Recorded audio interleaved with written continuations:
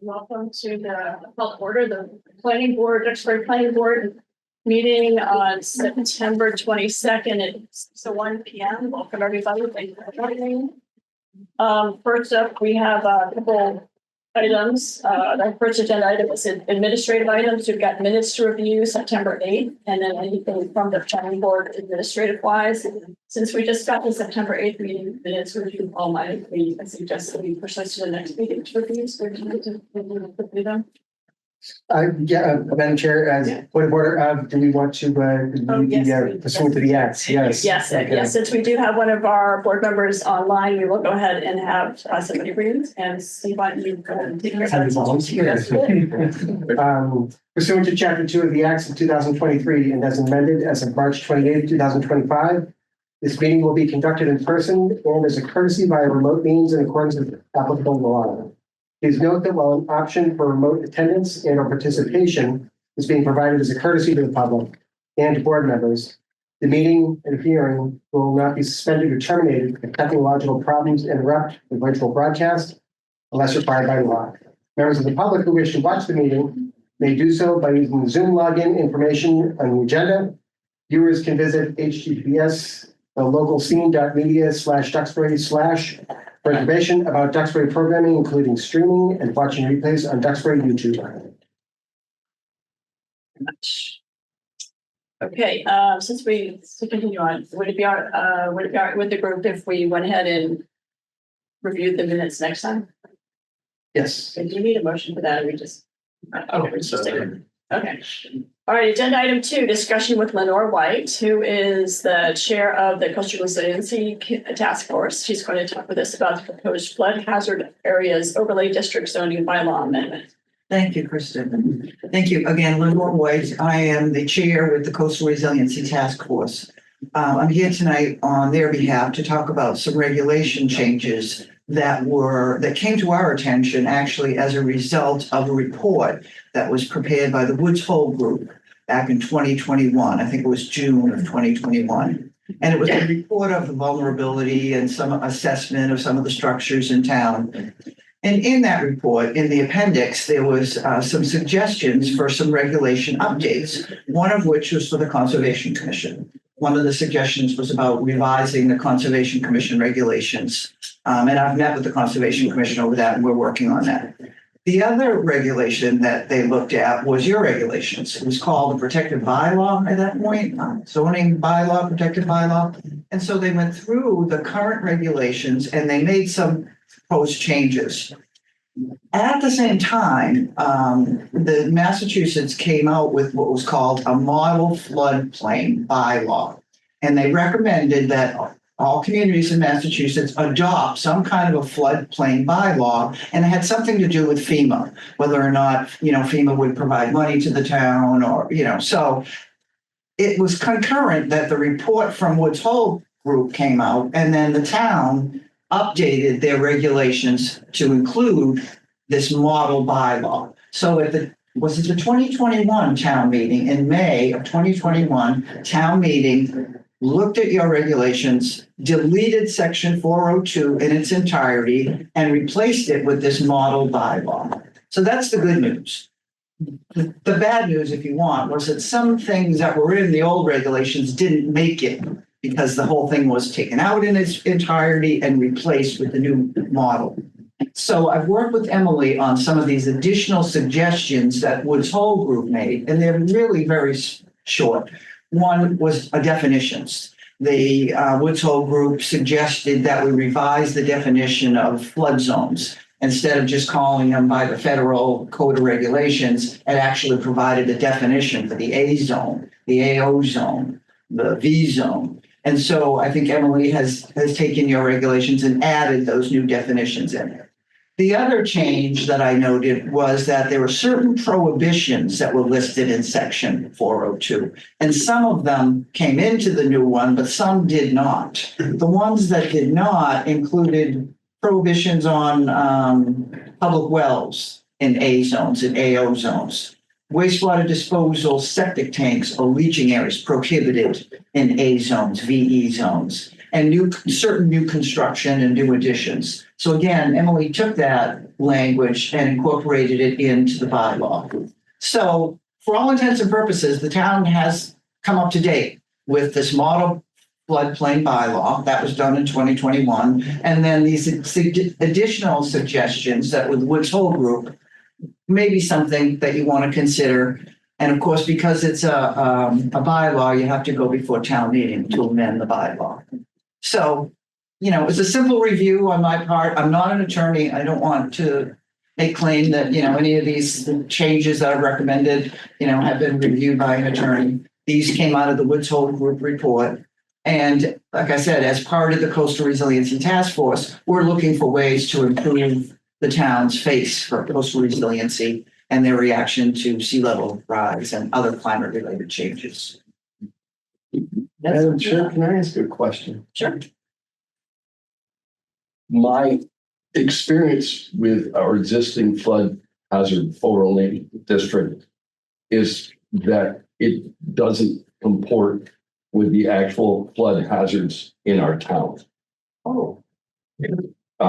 And I see him sitting there, so I'm going to ask him to weigh in on this. But Mr. Boynton and I deal with this issue repeatedly. And I'm not sure the district as mapped is in fact the areas of the town most likely to flood. Freeman? I think the maps have been updated several times. I'd like to think that what you see on the GIS map is accurately reflects the flood maps, if that's what you're doing. Okay, that was my big concern. Yeah, and the floodplain maps, as you know, I mean, I'm from the coastal resiliency, so we're looking at coastal floodplains, but certainly there are inland flood areas as well. And, there was nothing in this section that addresses that. But if there's a discrepancy, that certainly should be addressed. But it sounds like probably not. Thank you. Okay. It's pretty good. Right. Does anybody have any questions? I guess just to clarify, I mean, these changes, I think for those maps, you know better than me, those come from the federal government. That's right. And so these changes, wouldn't make any changes to the maps.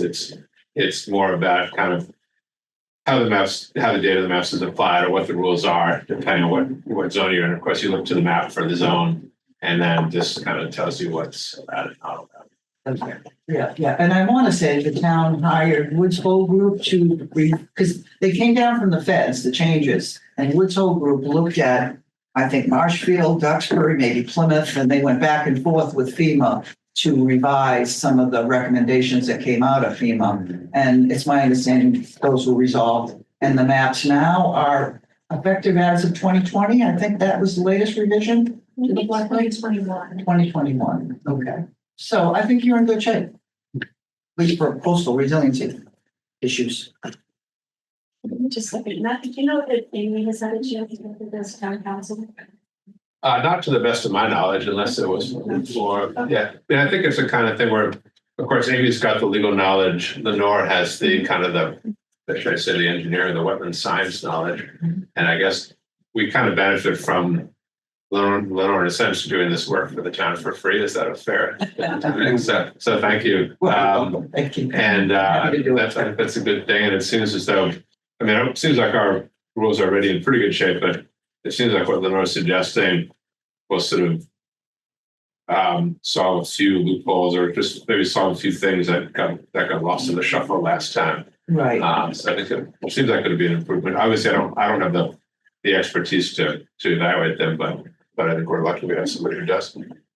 Yeah, like I said, I'm not an attorney. I've looked at many regulations, but it seemed to me that, when the town adopted that model floodplain, that's really what Woods Hole Group was recommending. It's just, they coincided, if you will. There was the town meeting in May and the Woods Hole Group came out in June of 2021. So they kind of overlapped, if you will. But it was worth looking at it again, especially, like I said, I've gone to the Conservation Commission, but it's worth looking at it again to see if there was any improvements, which is what I did, so. One more question. Do we have time comments in this yet? The conservation committee? That I don't know. I don't think. I'm sorry, Kristen, can you say that again? Oh, do we know what the conservation committee has looked at this yet? Yours? Yes. They haven't looked at yours. But I've met with them once. They liked the changes that were suggested. I have to set up a meeting with Nancy and Allison to, go through them and then bring them back to the Conservation Commission. It's a lot easier for the Conservation Commission to amend them because they're the town's regulations. They don't have to go before town meeting because it's not a bylaw change. It's a regulation change. So that can be done fairly easily at a commission town meeting, at a, regular meeting of the Conservation Commission. So those would be for their roles. Do you know if they've had a chance to look at what we're looking at? Just for their input and perspective? I don't believe they have done so. And whether or not they want to, I don't know. I didn't talk to them about that. But maybe something, certainly the floodplains overlap in terms of jurisdiction. The Conservation Commission has jurisdiction over flood zones as well as you folks or other entities in town possibly. I don't know. Yeah, I guess we should try to mention to Allison, either Nancy or Allison at some point, just to make sure they're on the same page. I doubt that they'd object, especially since it sounds like we talked about similar things to them anyway. Right. But just to make sure, that they're aware and that it makes sense to them as well. Yeah. All right. Any other questions from the board right now? I think Well, this is a little bit oblique and it may not bear directly on the specific language, but I noted as I was trying to catch up with this field, that there was new beds. Apparently there's 2414, which everyone was using for a while, and now there's 2424. Are you familiar with this? No. Okay, this has to do with the state, and they did recently, and I don't know, as you said, there's sort of this overlap between federal and state authority here. Right. But it sounds like the standards were updated significantly recently.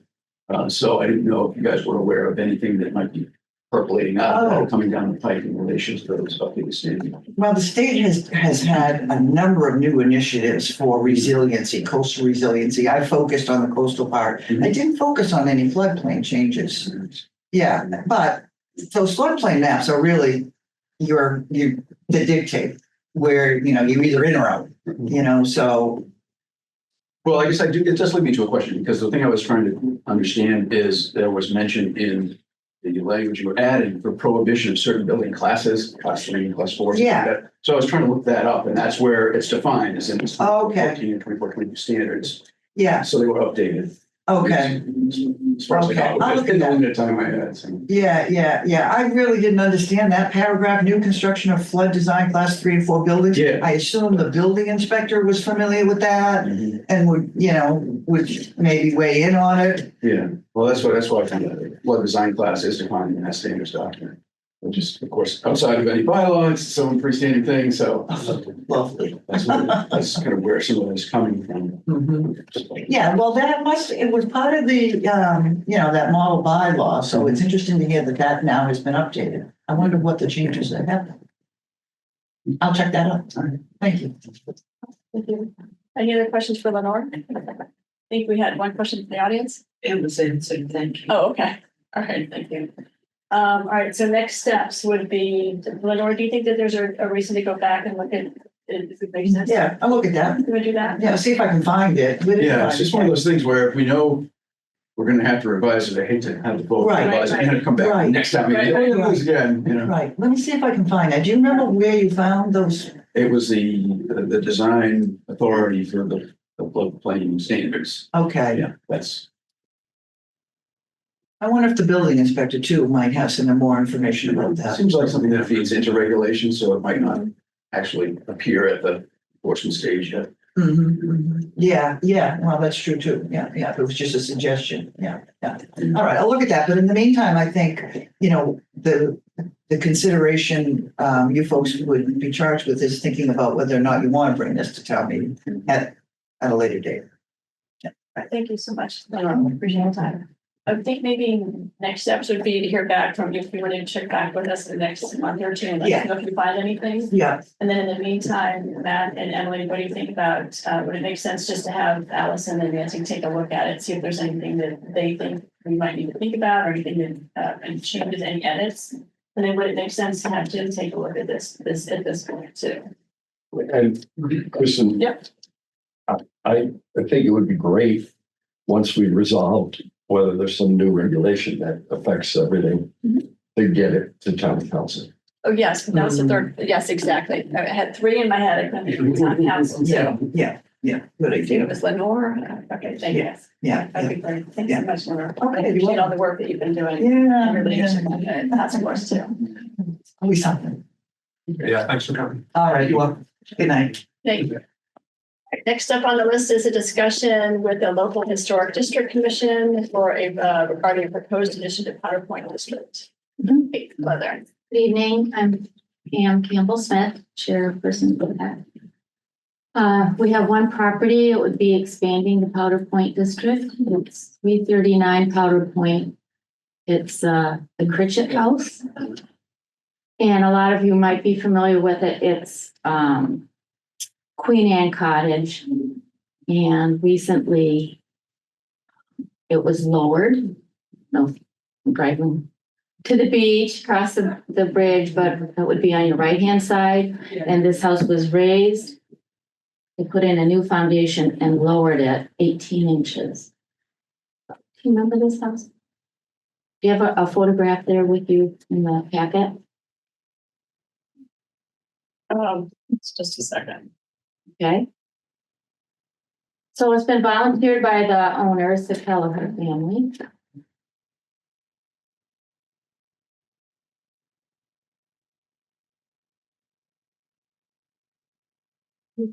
Yes, okay, go ahead, I've got it. Yeah. Okay. And I'm here to answer any questions.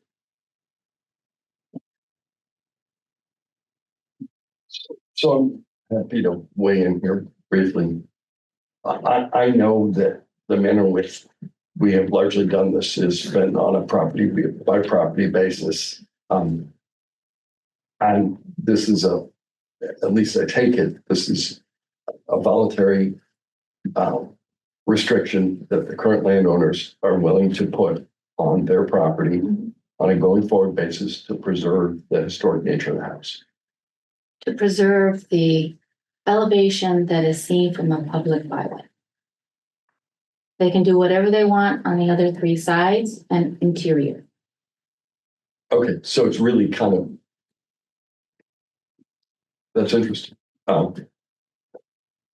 I personally was opposed to the last one we did because I didn't want to have significant restrictions on the ability of the town to do things with its own property. But I personally have no issue with individuals who choose to restrict their property in any way they choose. I feel the same, if you put a conservation deed or, easement or something like that, it's up to the current owner to do that. And then Pam, can you go ahead and tell us just how many other houses are in the Powder Point district right now?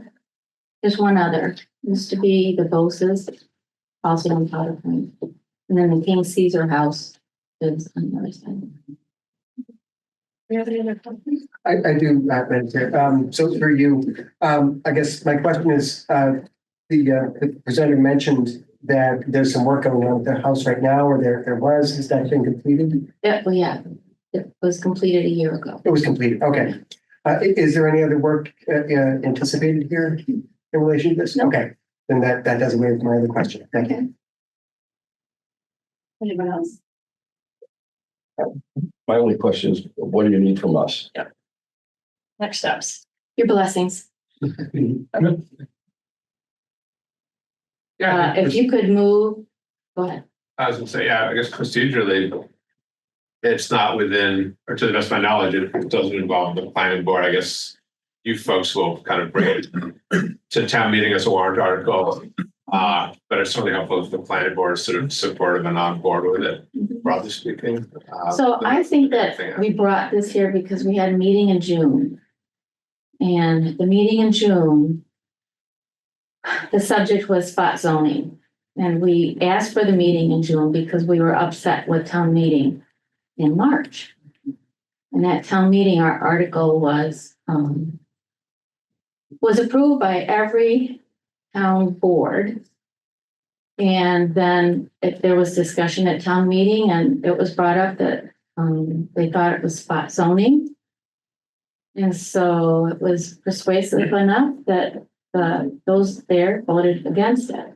So we came in June and wanted to better understand what was going on. We're all on the same page for preservation in Duxbury. So we requested town council to review this. And as you know, in the last month, we had his decision that it is not spot zoning. So I'm gonna, you want to know that. so I'm gonna weigh in here briefly with respect to that comment. I personally don't have the same recollection of what the issue was at town meetings.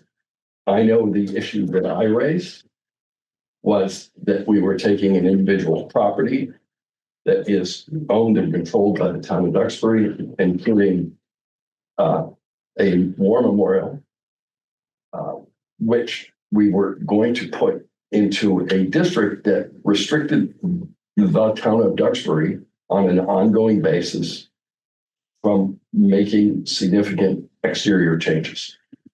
Most of those exterior changes I cannot imagine would ever occur. That was what I said at town meeting. That is what I believe was reasonably persuasive at town meeting. But there was nothing that happened at town meeting that suggested that individual property owners couldn't choose to make their own properties subject to these restrictions. And so now we're talking about an individual property, and it sounds like that's a different situation, or it is a different situation. So do we have any more comments from the board? I guess, oh, sorry, I'm not the board. But yeah, I mean, I definitely, obviously town council's opinion would override mine anyway, but yeah, I definitely agree. It's not spot zoning because in fact, it's not zoning at all. Although sometimes they're shown on zoning maps and people, understand they kind of get confused. They're certainly very similar to zoning districts, but a historic district or a local historic district, it's not a zoning district at all. It's a completely separate kind of, rule and regulation. It's not regulated by the zoning bylaws. I think it's in the combination of state law and the town's general bylaws. And so it in many ways, it functions similar to zoning, which is, so intuitively it seems like it would be. But yeah, it's not even within zoning bylaws in any way, to the best of my knowledge. Which is probably why it doesn't kind of fall under the planning board. But yeah, I think it'd definitely be good to kind of have the planning board be on board and support it. I don't know if it's necessary to actually do a formal vote. That's up to you folks, I guess. Okay, yeah, that'll be a good idea. I was going to ask. Can't we defer the formal vote until the time when one is going to vote on whether to propose the change to town meeting? It seems to me that we can make this decision months from now, and that's the appropriate time to make the decision. You're saying when the warrants come out? Yeah. Or since we have a representative, would it make sense to give a verbal affirmation or wait? I would be surprised if there's going to be opposition to this from any member of the planning board, but. I mean, I guess from a procedural point of view, it probably makes sense to wait until it's actually in the warrant, and then you actually got something definitive you're actually referring to when you do vote. But it sounds like nobody on the board is opposed to it at the moment. Actually, we've got all 7 people here, I think. So yeah, you could sort of verbally give some reassurance right now, which sounds like that's what you're doing. I think we're verbally giving reassurance. Okay. So I think what Wayne is suggesting is that we actually wait till we have the warrant in front of us and we can provide an official recommendation. Okay. Okay, thank you very much. And you have verbal assurance from the person who was most difficult to list. Yes, and we missed you at the meeting, Wayne. Yeah. Thank you, everyone. Thanks for coming. Thank you for coming. Appreciate it. Thank you for all that you're doing. Thank you. Appreciate that too. All right, next up is the agenda item 4 is administrative site plan review for 126 Tremont Street. This is the commercial mixed use building. What are you guys doing? Thank you for joining. So we have a few set of plans for the questions that we had. I don't think we got here early enough to be able to put it up on the. Did we get them to you in time or do you want to? I think we got them to the days today. I used the ones that came in this afternoon, Emily. Yeah, it's like 5:30. Yeah, so we haven't had a chance to review them. Okay. Would it be all right if we had 2 more weeks to do that? Because are we pushing up against the deadline now? So the decision needs to be by October 29th, So we should have, Understandable. is that all right with you? Mhm. Do you have paper copies that you wanted to give us? Yes, we can leave these for you. That would be great. Okay. And then we'll just get it to Pat Brennan sort of as soon as possible for him to do his review of those revisions, I guess. Or actually that, I guess technically he's working for the ZBA on this one, strictly speaking. We'll So, be getting them to them. but either way, we'll, get him to him as soon as possible. Yeah, if you wouldn't mind making this with Emily, sorry that you had to wait. No problem. Appreciate it. Any other questions or anything you want to quickly tell us about the changes? I think we have it pretty much under control. All right, great, thank you for I think coming. we did. All right, next up is our continued public hearing of 51 Wadsworth Road subdivision. Do we have a motion? Kristen, Yes. do we need to continue 126 Tremont? It was an administrative site plan review, so, oh, you're saying we need to continue it if it's not a public hearing? Yeah, so it's just a discussion, not a public hearing, but I guess I don't you normally vote to it's sort of like kind of like quasi continuous, but you should definitely announce at least announce. Yeah. Okay, all right, sure, Jen, that's a good idea. All right, do I have a motion to go ahead and continue the discussion with regarding 126 Tremont Street to our next meeting? So moved. Any discussion? Second. Thank you. Roll call vote, starting with Jen. Jen Turcott, aye. Next. Wayne Dennison, aye. oh, that's right, Kristen Rapp, aye. Matthew Wright, aye. Steve Gant, aye. All right, motion passes. Thank you. Thanks, Jen. All right, next up, we will be opening or continuing the public hearing for 51 Wadsworth Road subdivision. Madam Chair, I was unable to watch the last meeting and therefore cannot sign the Mullen Rule affidavit. So I will step out and You can't even be here for this one. I can happily be here. And if you think it's going to be continued beyond here, I will stay. So that's a possibility. At least consider that good. Maybe. All right, why don't I stay? I'll say that on. But we think I will. Okay, good. So what happens if it's not continued? I suspect it will be. I mean, I guess in that case, he just wouldn't be able to vote at this time. I can't vote tonight. Yeah, but that's, I think that's not a Vote tonight. problem. Oh, okay. All right. Especially since we've got full 7 people, so we've got plenty of people to vote. All right, thank you. We are allowed to comment? Or- Yeah, I think you can even if it's not entirely clear whether you're going to vote or not, you definitely can comment in any public hearings. Yeah. Okay. Especially since it may, if this does get continued, you may wind up catching up. Of course, I mean, if you have enough people to vote, you might even kind of decide not to bother, in a sense, because your vote may not be needed. But it kind of depends on various factors. Obviously, watching the video takes a little bit of time, so. So point of order, Madam Chair, I don't think that non-voting members should participate in their official planning board capacity. That to me is quite irregular. Okay. Well, they're voting, not for sure. I mean, they are voting. There's 2 on in, so they're not going to vote. They can't vote tonight, right? So how are they going to participate? Chair, it isn't that the two members are non-voting members. It's that they haven't complied with the Mullen rule from the last hearing, if that helps. Right, so the reason that they can't vote is because they haven't complied with the Mullins rule, so they can't fully participate because they're not fully informed as to the course of the proceedings. So I think it's still just, I mean, and in fact, it's possible that they may catch, if this is continued, it's quite possible they may catch up between this and the next hearing, and, you know, they may watch the video and catch up and fill out the form to be in compliance with the law. not saying they shouldn't watch, not saying they shouldn't be here. I just don't think they should be part of the deliberation, but that's just put that on the record. Are you saying that that's a legal rule or just a best practice? With respect to the irregularity of the practice, I will assure you that over the course of many years as the chair of the zoning board, we permit every member to discuss and participate.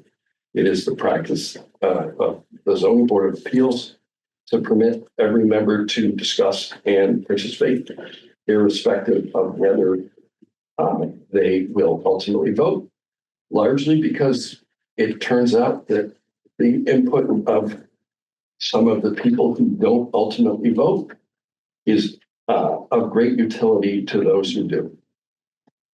I think it would be, I understand, Council, I understand your point. Is that they missed the last meeting and they haven't watched that for tonight. They're here for tonight. And I think it would be very important for them to be able to comment and to participate. I'm just saying, I don't think they're fully informed, with all due respect, and I have no problem hearing your opinion. Yeah.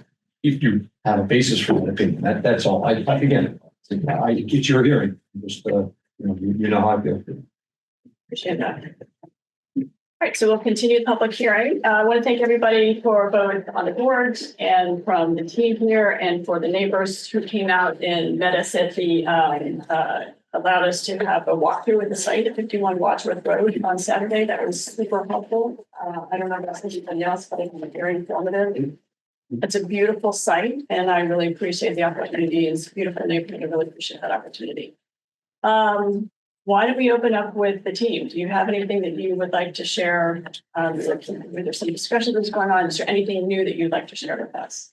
Maybe I'll just spend 90 seconds recapping where I think we are since the last hearing. That's really helpful to everyone. So the last hearing, there were a handful of items, I think, that caused this board to continue the hearing, right? One of which was that you, Chairman Rath, asked for a letter from the fire department, which I understand Matt's received, with the turning analysis for the updated layout. I think primarily there was quite a bit of debate, a couple hours worth about the Mass Historic Commission advisory letter, I'll call it, that was received. And there was quite a bit of feedback about whether or not the Conservation Commission had jurisdiction or needed to weigh in, or whether what was needed to be delineated on the site. Town Council, of course, has weighed in on those two items, has advised that, since the PLS stamp plan shows the coastal bank more than 100 feet from the work area, the Concom doesn't have jurisdiction and can't delineate wetlands on its own volition. And they Town Council also opined that the Antiquities Act applies to public lands, and this property doesn't contain any historical or archaeological landmarks nor conservation restricted land. They have no role in the proceeding, and their recommendation is non-binding. So I think those two items, to me, were dispensed with. Other than that, there were a handful of minor site revisions, add a list of waivers for the plan themselves, add sight lines from the entrance, relabel the erosion control plan, or add the notation to indicate that the grading plan also addressed erosion control, add a limit of work line to sheet C3. And that was really all that's occurred. So in my opinion, I think we've hopefully addressed all of the items that were outstanding, and we are hopeful that you'll vote this tonight. Thank you. Anyone else from the team? Yeah, great, thanks. All right, does anybody from the board have any questions?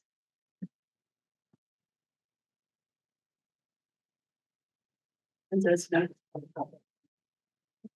Like I'm looking down there, these are, do you want to, I know there are questions, so we can just take one into the table. At this time. Pardon? Not at this time. Do you have any questions? I do not, other than, my recollection was, we had gone through the list of waivers the last time we met. And I recall, I can't remember exactly which one it was, But I recall that one was revoked or rescinded. And I just wanted to make sure that my memories were refreshed properly on that one. So I think two were eliminated. Two. The as-built plan for the driveway was eliminated. We're not asking for a waiver. That plan's been prepared, and the performance bond, my client's willing to furnish. So those two waivers have been eliminated. Right, okay, thank you. So it's the as-built roadways, it was 8 and 9 on the original letter. So there are 7 outstanding. I believe so. There's 6 here on the plan. I believe it was 11 at the time, at the last meeting, is that right? You can count them off. I think you've got them on the plan, right, John? Just 6 on there. I think the original was made listed multiple things under each section. I see, okay. Go through them again. Next, we're all on the same page. So number 1, there was the water distribution, and I'm going to refer back to Grosvenor's letter. It was everything. The first one was the water distribution system. That's on here. Thank you. Next was the roadway plan profile and cross section. That plan profile. Yes, plan profile, that's 5.3.8. Next was the landscaping plan. Environmental impacts, erosion, sediment. Was removed.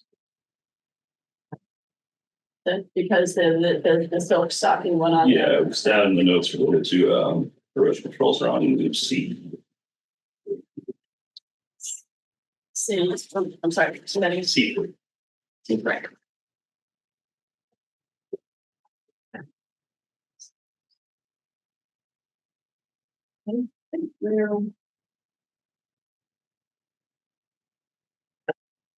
As-built requirements. And the last one was roadway acceptance. Okay, so we're down to 6. Anybody have any questions about the waivers?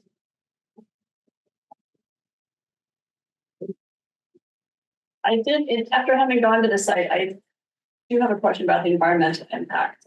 And I wanted to talk a little bit about that because one of the things that's for 5.3.9, but the focus there is on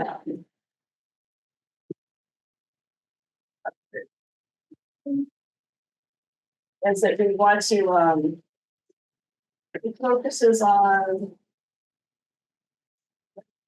areas with steep slopes, floodplains, wetland resources, unique landforms, wildlife species. I feel like that site is full of that. And to weigh that requirement seems like we would be lacking in some information. So I wanted to talk with the board and ask their input on whether they thought that would make sense to not waive that tax to require that. There's minimal billing of land. I think that was discussed when we were there on Saturday, right? But there was the extent of them. I think that's one of the things that I got from our trip there. That part of this, there would be a lot of earth moving. There's a lot there, and so we wanted to touch base and board and thoughts. But I do have the hard copy of the subdivision of access that needs to. Okay.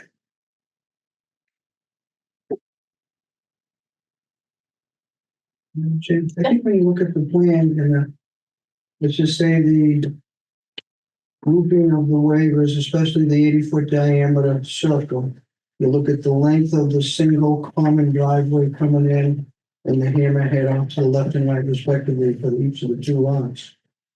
That's the limit of the work. Right. Please keep in mind that, the 2 site plans that have to be done for Board of Health review and other town departments stand on them. There's separate filings. So in some aspects, the jurisdiction of the planning board here is only within the limit of work of the shortness of the driveway and the proposed 80 feet diameter for the driveway in access to the site. So we look at, let's just say, the need for environmental impact. If the road was going to go in 200 or 300 feet, I'm on your side. I support you. If the work that's being done here is done within 40, 50 feet of the street, the vertical drop in the property, as you can see from the topographic plan, is only 2 to 3 to 4 feet. And it's not like we're going in to the edge of the wetland. We're not even close, as we've known from past 2 hearings. So in that respect, that's why we figured that the environmental impact report, environmental impact statement wouldn't really be needed here because of the smallness of the area disturbance and the closeness to the street. And obviously the upland area that we're exclusively working in. That's why you see before you that request for it. And if I may, I'll just dovetail off of Paul's remarks, the factors that must be considered by an environmental impact assessment under 539, 7 of them. 2 or 3 just pertain to water resources, which Paul just addressed. The others, I mean, again, if you look at them, I think that, I'm just going to read a few of them very, very brief. It's hard to imagine that a project like this would impact any of these factors relevant to a project like this. Impacts of erosion from roadway drainage or redrain of land. Impacts to community services such as police, fire, public works, schools. Impacts to traffic. Possible impacts, whether they're limited only to the subdivision or to the cumulative incremental impact of environmental degradation in the surrounding area. Measures to mitigate. So again, apart from water, which we're nowhere near, again, impact on community resources, et cetera, traffic, it just seems like those, hard to imagine those would really be a concern, but I'll let the board decide if those are really top of mind. I think that the comment about Phil, it isn't over the entirety of the road. It's actually, if you're looking at the plan, really just that right corner of the road. Most of when you first get into the site, it's actually a little bit of a cut, and the left side is pretty much at grade. It's really just the right corner of kind of the turnaround that would be a fill area. And again, that's just pertaining to the subdivision road, not the house developments themselves.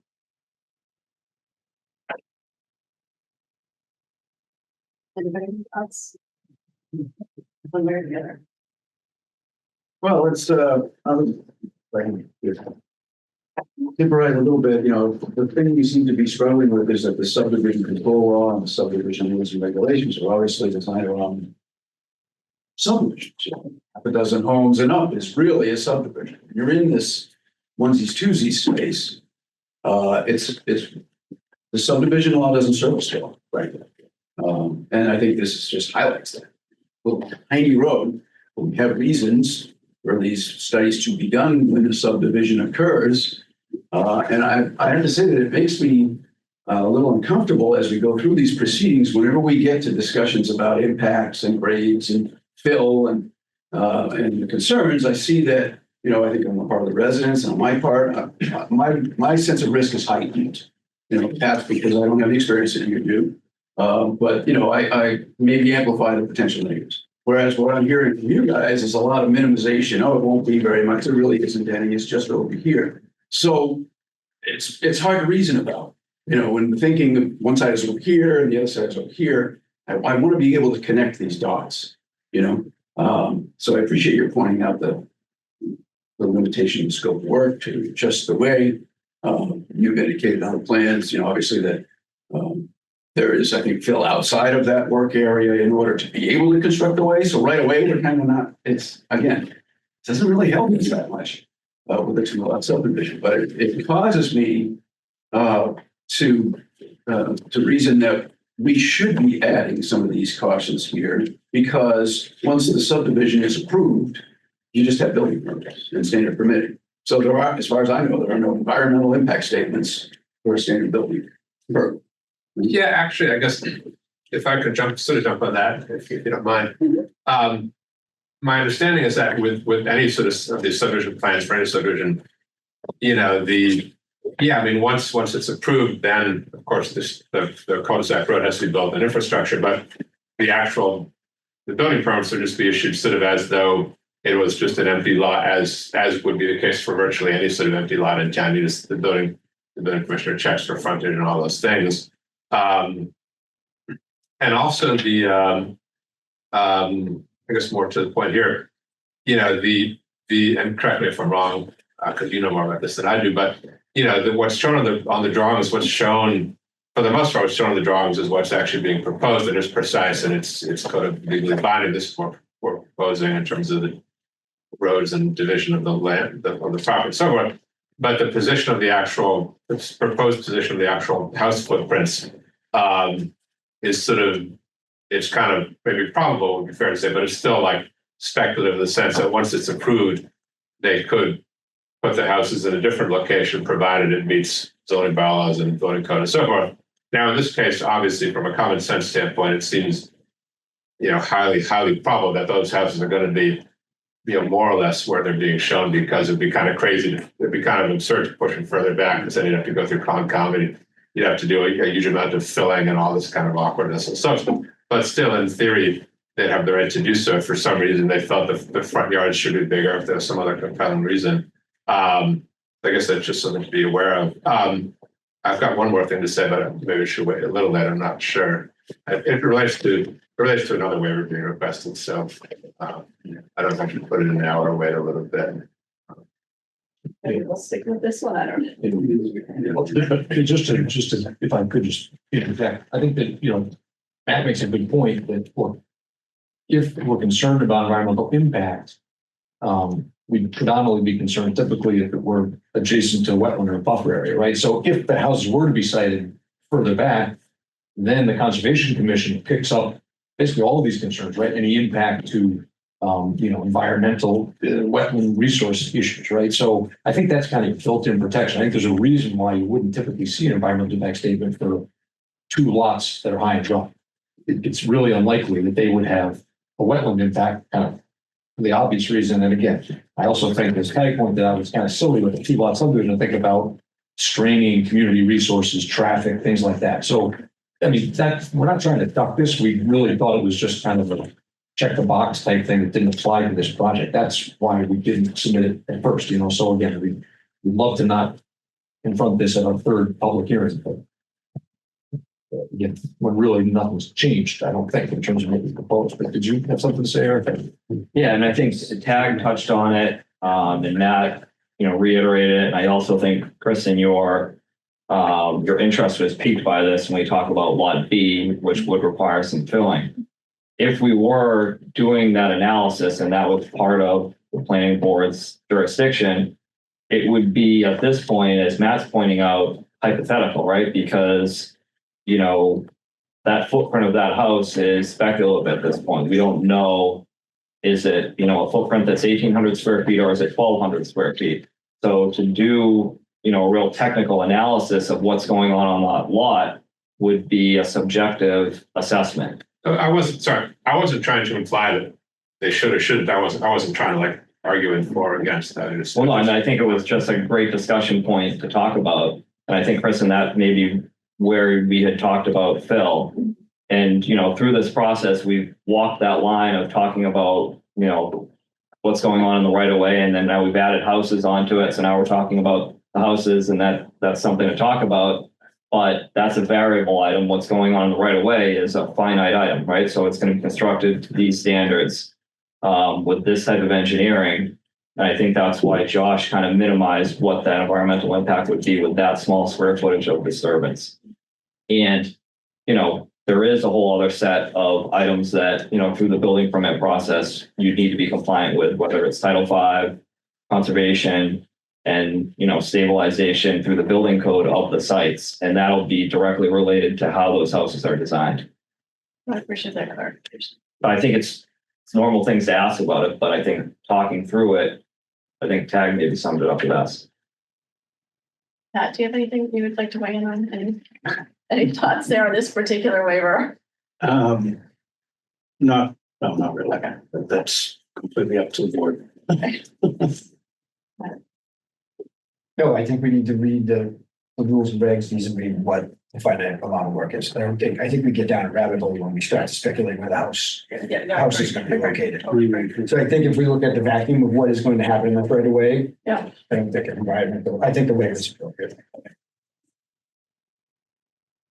I do kind of I want to go back to something that Tag said, and I would echo the thought that I don't think these subdivision rules, regs support this type of development very well. I think in this particular neighborhood, I don't speak, so it's made of me when I say this, but I wish that this lot had been grandfathered in with the zoning on the street. Because I don't think we'd have to have this conversation. I think everybody would be better suited, not have to build a bigger driveway, yet these are the rules that we have, and this is what we have to do. And again, not to open up an old wound, but at the first hearing in June, I think it Yeah. was, I caught some heat when I said, look, we're willing to take the driveway straight off of Wadsworth, to your point. It's probably better for everyone, you know, Yeah. but then someone perceived that as, well, you guys came in here looking to skirt subdivision, which Yeah. again, is patently not true. Right. But again, that's exactly why we put that out there at the beginning. You guys weren't in favor of it, but Yeah. we couldn't agree more. It would be more in keeping with the neighborhood, be less disruptive, less clearing. But, you know, that's why we did that. No, I understand that we're following the rules, and that's what we talked about, how important that is, and that's why we're here, right? But I looked through this myself, and I can't see a different way to make this better. So I think it would be disruptive, it would be less disruptive to the neighborhood, it's a lot, but this is what we are. I mean, you could ask town, again, I don't know if you want to go there, but, you know, in my opinion, you approve the layout, the frontage exists, whether or not that roadway is constructed. We've created enough frontage. There's plenty of unimproved subdivision roadways. They're throughout this town, they're throughout the Commonwealth, and they're legitimate frontage for zoning purposes. That was why we went down that path initially and said, look, we still need you to approve the subdivision plan. We can't throw it out the window and say, just give us 2 driveways and pretend we have enough frontage. We know that doesn't work. That layout that is created under subdivision control and approved through this board's discretion creates the layout, the frontage, you know, and then we could opt not to use the frontage. So again, I do think it's within your power. I don't know if you want to bog this down anymore, but if you want to consider that, I would encourage you to ask town council if you want to go there. Yeah, my opinion is that for the benefit of the big picture, that was something that the board wanted to ask town council about. I think that's a worthwhile measure. I think we received. I think it would violate both. Town council on that. I think it would violate both the letter and the spirit of the zoning, of the subdivision rules and regs and the zoning bylaws. So far, about 1,000 town council, so we're not, but that's okay. You guys can, that's up to you. I would say the same reason why I think the waiver is appropriate for the environmental would cut the other way. And I think we're best served to stay with what we developed now. Yeah. I personally feel like the advice of town council is often extraordinarily useful. In fact, it informs most of everything I ever think about these issues. And if they want to submit the question to the town council, I have no issue with submitting it to the town council. We have a letter from them on this. I know there was maybe some emails, but. Yeah, so it was, I think it was discussed at either the first or second public hearing. I mean, there was some disagreement, I guess, about how to interpret what town council wrote. But, you know, we do have the feedback from, I think it was from Amy also. So about this issue. Yeah, I mean, to be fair, and again, I'll argue against what I just said, just to be objective here and even, she did say, and again, I disagreed with it, but you know, she said that a portion of the paved right of way must provide access to the lots. That was her interpretation, which again, I respectfully don't agree with. The subdivision rule regs don't talk about pavement. That word doesn't appear under any of the sections that she analyzed. So, you know, again, I don't know if she would come back with a different conclusion. She did speak to that though, Matt. I agree with you. I'm not trying to hide the ball here.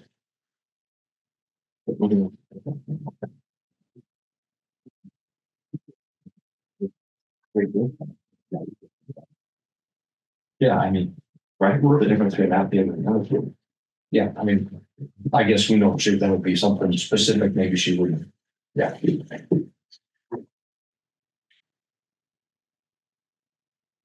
By any chance, remember, I thought there was a letter from town council in one of the folders. You remember which one might have been? Is there much? It's in the July. It's the February 10th, 25. I think that's it.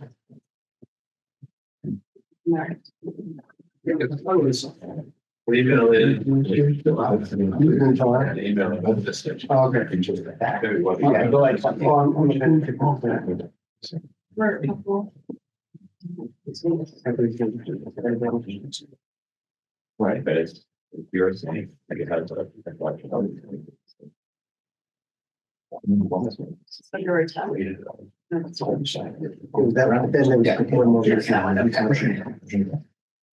I don't think that much.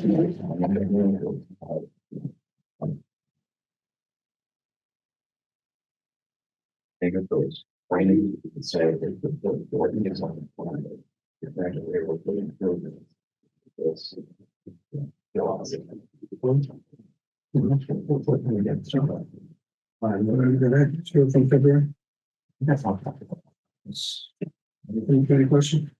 No, let see, maybe we go back and maybe we'll just, I don't know, go back to that's better for the day. No, July 28th. that's. July 28th. Yeah, you go back and this, just as the last year, I think that is just the prospect of that intent in the spirit of the. Yes. Right. Wayne, do you see that? Did you were able to dig out that letter? I remember the letter and I also remember the dispute over what the letter meant. If you want to, I have a hard copy. to Oh, look yeah. at. That's probably easier on Wayne's eye. You want the February letter?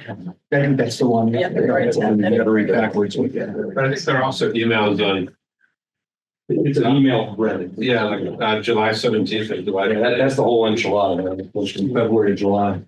By the zoning bylaws, we're required to have the frontage, which requires this cul-de-sac essentially, right? And so I think Amy's position, the council's position was that there had to be vehicular access when there's not, but yeah. And I think town council's opinion on that was because your rules and regs state that it's 7.3.10 C6, all lots must accrue legal frontage and access over the right of way lines. So that means, and that was one of my comments in my original letter, because originally they had one driveway coming off Wadsworth and one coming off, and that's why they have them both coming off the subdivision road now. So just, So I mean, if they're both to come off Wadsworth, but I think it's just a waiver of that requirement.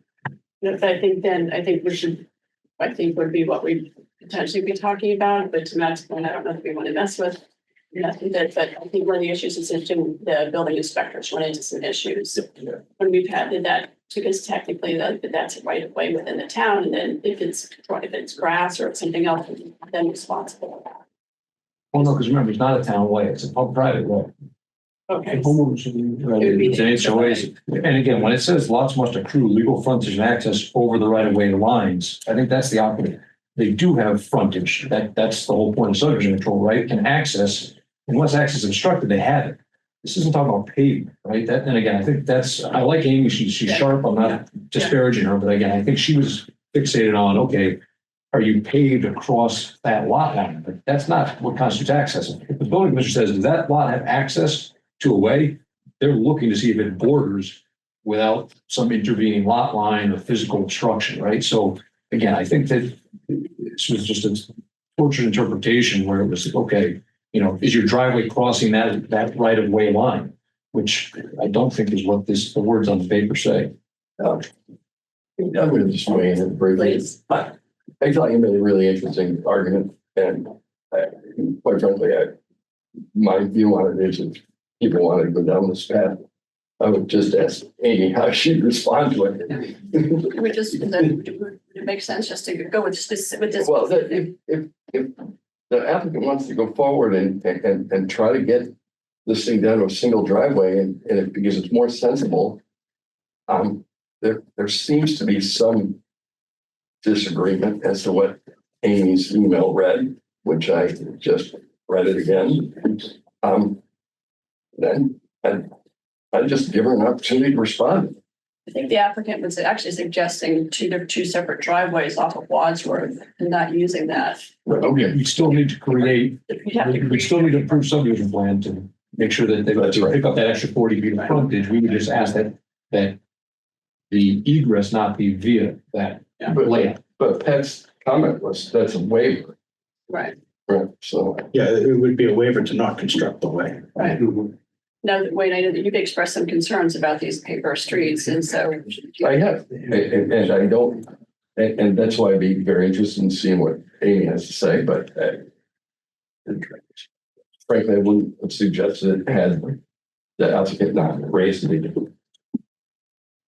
So, the zoning bylaws specify, for better or worse, the zoning bylaws specify a minimum frontage of 200 feet. That was the decision that was made, to have that rule.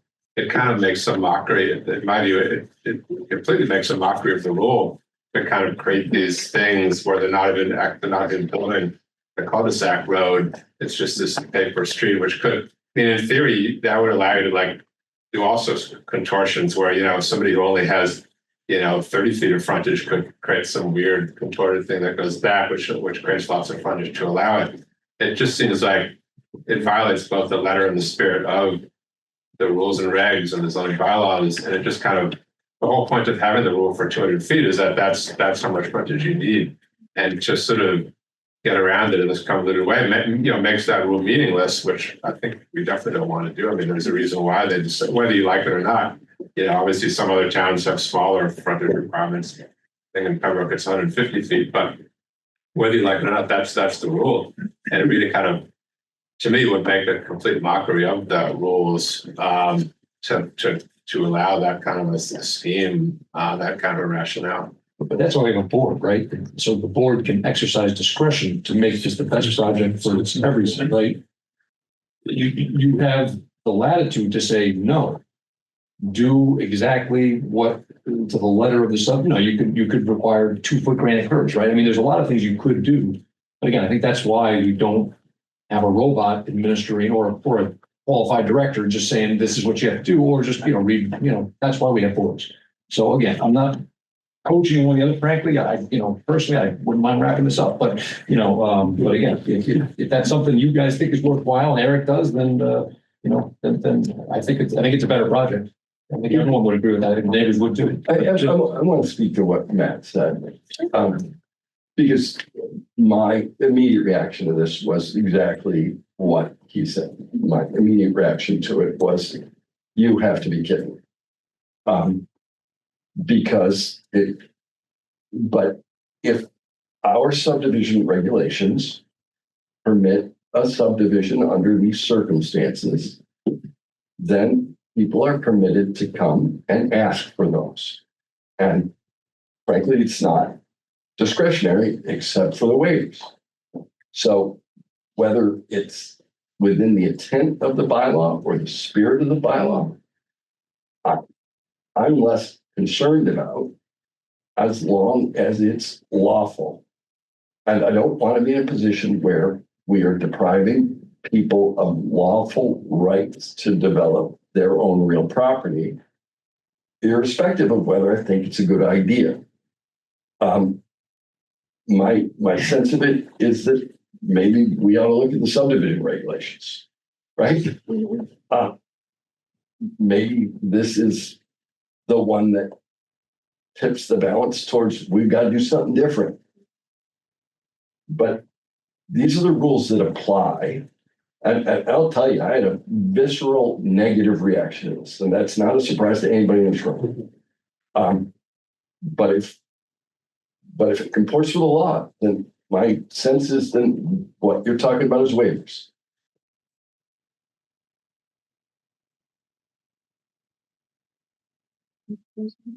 Are we allowed to hear from the voters? Sure. Why don't we finish? Any other questions? Oh, I have one question, sorry. And maybe this was discussed last meeting. How come the wetlands buffer and the coastal bay buffer is not shown on the plan anymore? So it was green. So So, Madam Chair, I can verify they did come off the latest iteration. Did or did not? They did, Mr. Roy is correct. And the reason for that is, frankly, they were put on there for illustrative purposes, just like the houses were put on there for illustrative purposes, not because they required a part of the project. And they became such a distraction, that we just took them off. We didn't want them of record in the final subdivision plan because it was, again, it didn't seem like we were going down a rabbit hole with that coastal bank delineation. We heard from your peer review engineer, we have RPLS. So we just wanted to stay away from that. This delineation. Yeah, the delineation is still there, which is required. Your subdivision rules already require that we delineate and quantify how much upland and wetland you have on the site. They don't require that you show 100-foot buffer. So that buffer is something you would show on a submission to the Conservation Commission, right? And we put it on the illustrative purposes. Yeah. Would you show the buffer on a submission to get a building permit? Yes. You want to help as well, because we're down 50 feet per septic. Lauren, were you saying they could get the coastal bank? So the coastal bank buffer is not shown on any of these, and I believe that would push everything, your building, your road all the way over, right? And do you end up with enough frontage, enough side yards? Yeah, so nothing's really changed in terms of where the houses may go or the construction of the roadway. We just, again, took the buffer out because that would be something that's more germane to a conservation filing. We put out illustrative purposes and kind of put us down a rabbit hole. So what we left was the wetland delineation. You need to know where the wetlands are. You need to know how much upland you had. That's all still on there. We just took away that buffer, illustrative buffer line. And the coastal bank line's still there. Yeah. Buffer isn't though for the coastal bank, right? No buffer, yeah. No buffer for the wetland or the coastal bank. So. I'm gonna ask you first. The setback for the side from the road here. What was that? And so if we have 100 feet from the coastal buffer, this pushes the house over. And maybe it starts the house, fine, but if it's going to push the house over into the setback. It's a critical. Yes. That's what it is. I have met The rest of the coastal bank that's come up, and we've received a couple of emails about that. I think the idea is that, as I understand it, the coastal bank actually informs the wetlands, and then by making sure that the coastal bank numbers or delineation is correct, that informs the wetlands delineation, and then that then tells us what can be upland, what can be wetland. So a coastal bank is a resource area, just like a quote unquote wetland is, right? They're given the same standing, I guess I would say, under the inland wetland rules, the Conservation Commission rules and regs and the state regs. So I'm sorry, what was your question? I lost my train of thought there. I was just saying, can we address that because it's come up Yeah, repeatedly? well, okay, yeah, so I think, so I think the point is that I think that was what town council did. I mean, the question was, can anyone or can someone insist, whether the planning board or a citizen, that town come take a look at this? And I think that town council's answer was, well, no, if you've got a PLS stamp plan that shows the boundaries of the coastal bank, it's not appropriate to refer that to the Conservation Commission. I can, sorry, just to jump in for a second, I mean, we have a peer review engineer also who's knowledgeable, but he has reviewed this project and has some knowledge about these things as well. You could sort of ask him or get into the conversation. Would you like to walk us through the coastal bank delineation and how that relates to this? Yeah, so the coastal bank is delineated mostly based on topography. It's a slopes. And they had provided a coastal bank exhibit, and they showed 4 transects, 4 or 5 transects, 4, I believe, on that exhibit. So I reviewed those transects, and basically there's coastal bank guidance says a couple of things on how to delineate it. And when you look at those transects, first thing it says is if it's the slope of the coastal bank must be greater than or equal to 10 on 1, which is a slope. When you look at their transects,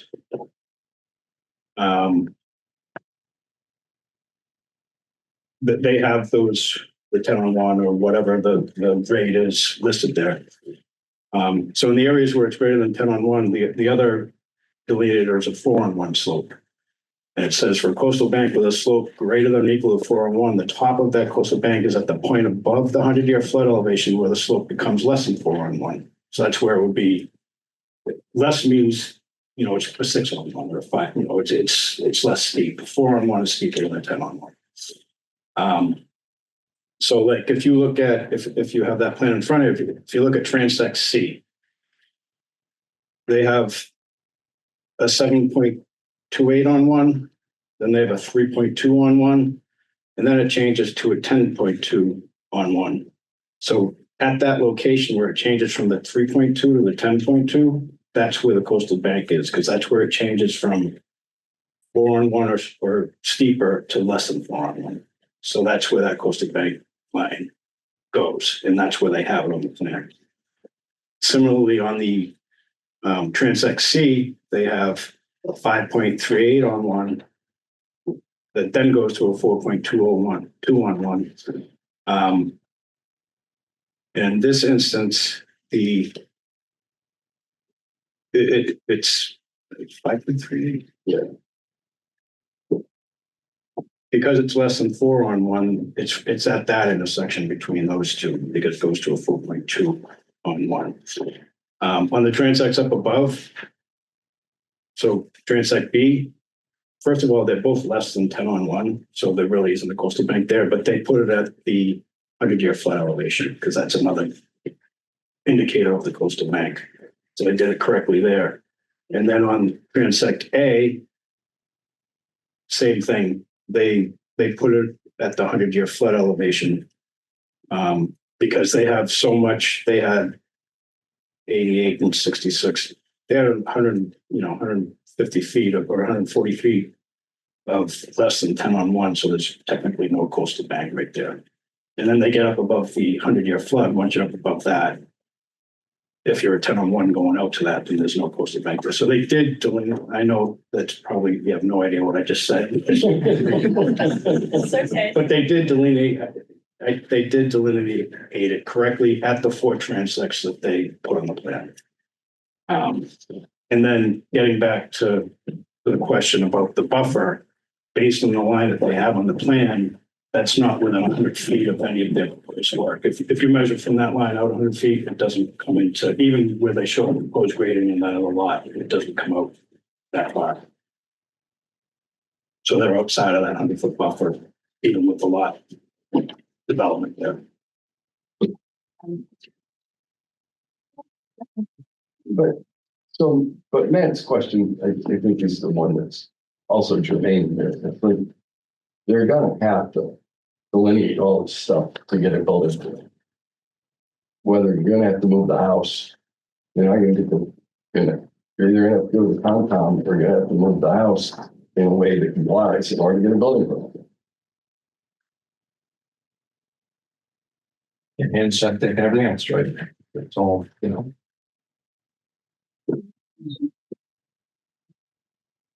Jen, do you have any questions or thoughts?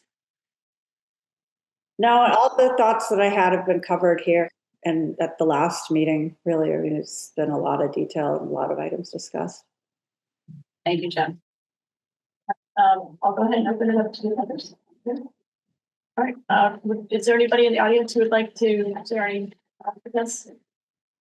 Mike, go ahead.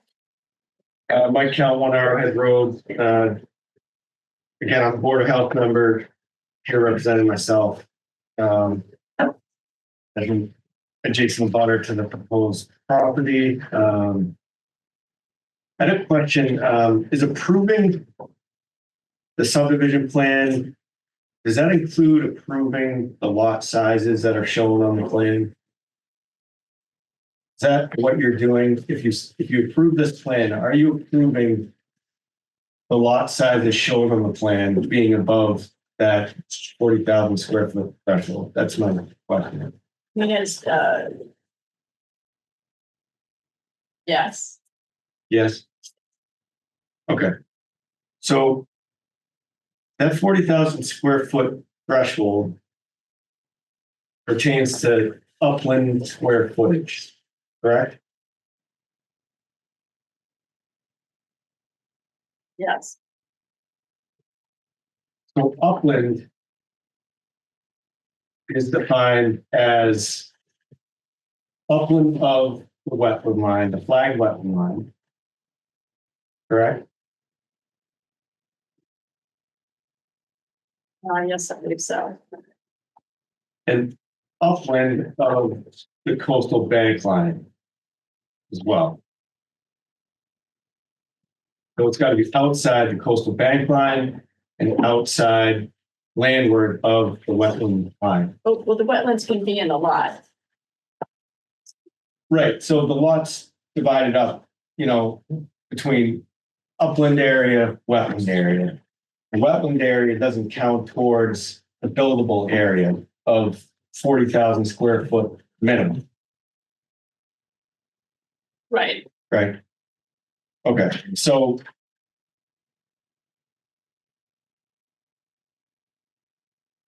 the letter from town council basically said work is outside of the 100-foot buffer to the delineated coastal bank.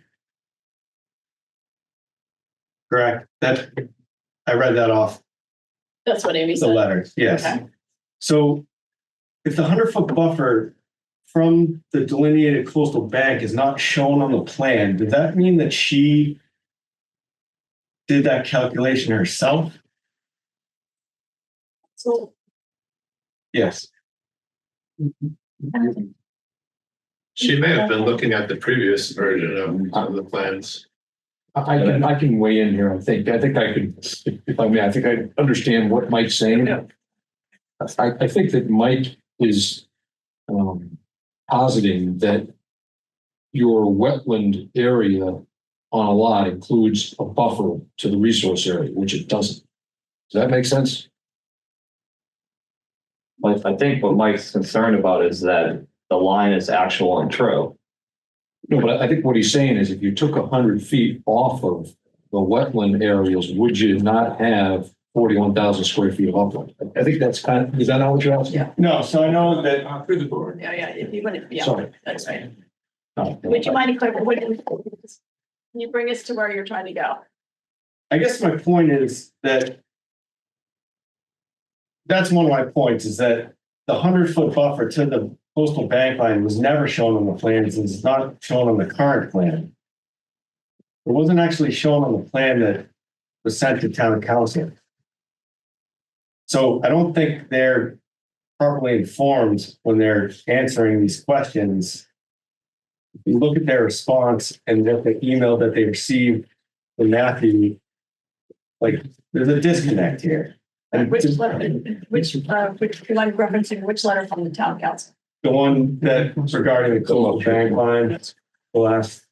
The If one, you look, it's towards the bottom of the list of documents for this subdivision, like third up from the bottom. So this actually comes down to a kind of a simple question for me from a complicated topic, from a very complicated question. If it's in a buffer, can it still count as upland? And I think the answer to that is yes. That's what I was trying. Whether you're 1 foot from the edge of the wetland or 99 feet, you're still upland. I believe that that's correct. Mike, is that what you're trying to get to? Figuring out where the upland and where the. I know where the upland is. I get it relative to the coastal bank line. I just don't feel like everyone gets it is the problem. And What do you think that we're missing?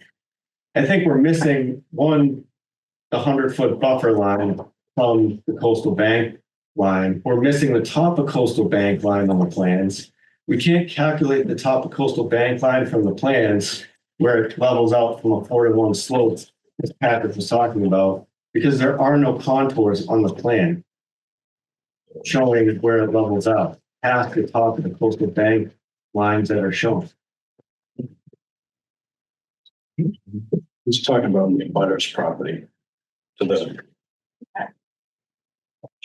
But does that matter? Madam Chair. Yes. So I think the question is whether the coastal bank continues onto the abutters property, Okay. which Oh, with for the the purposes of conservation can come into play. Okay. But for the planning board, it's simply upland versus wetland. There is no 100-foot buffer in play. So that's for a later plan, as far as like we discussed earlier, when the 100-foot buffer goes into the proposed work. That'll be for building conservation deal. And in the calculation of area, it's doesn't serve us any purpose to know where the line is on the butter's land, because we're not utilizing that area on our lot.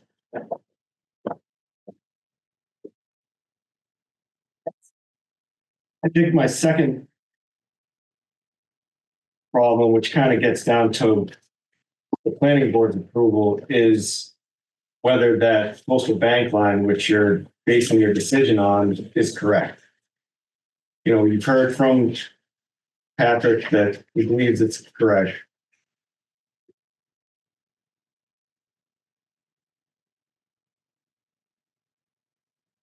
And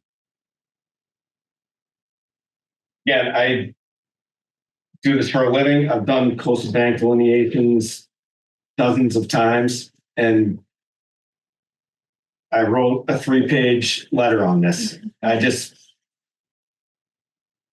not faulting anyone. I mean, it's something that takes a lot of collaboration in an office to really nail down what's what. And that's why CZM wrote up a whole manual on how to calculate coastal bank lines. I guess my problem is that you have a section in your subdivision rules and regs that say delineation of a vegetated wetlands line with station numbers noting the Concom's acceptance of the line if applicable. So we have a plan in front of us that shows a delineated wetland line with flags and numbers on it, which we know. So it is applicable to this plan that notes the Concom acceptance. The Concom doesn't, I'm sorry, what do you mean?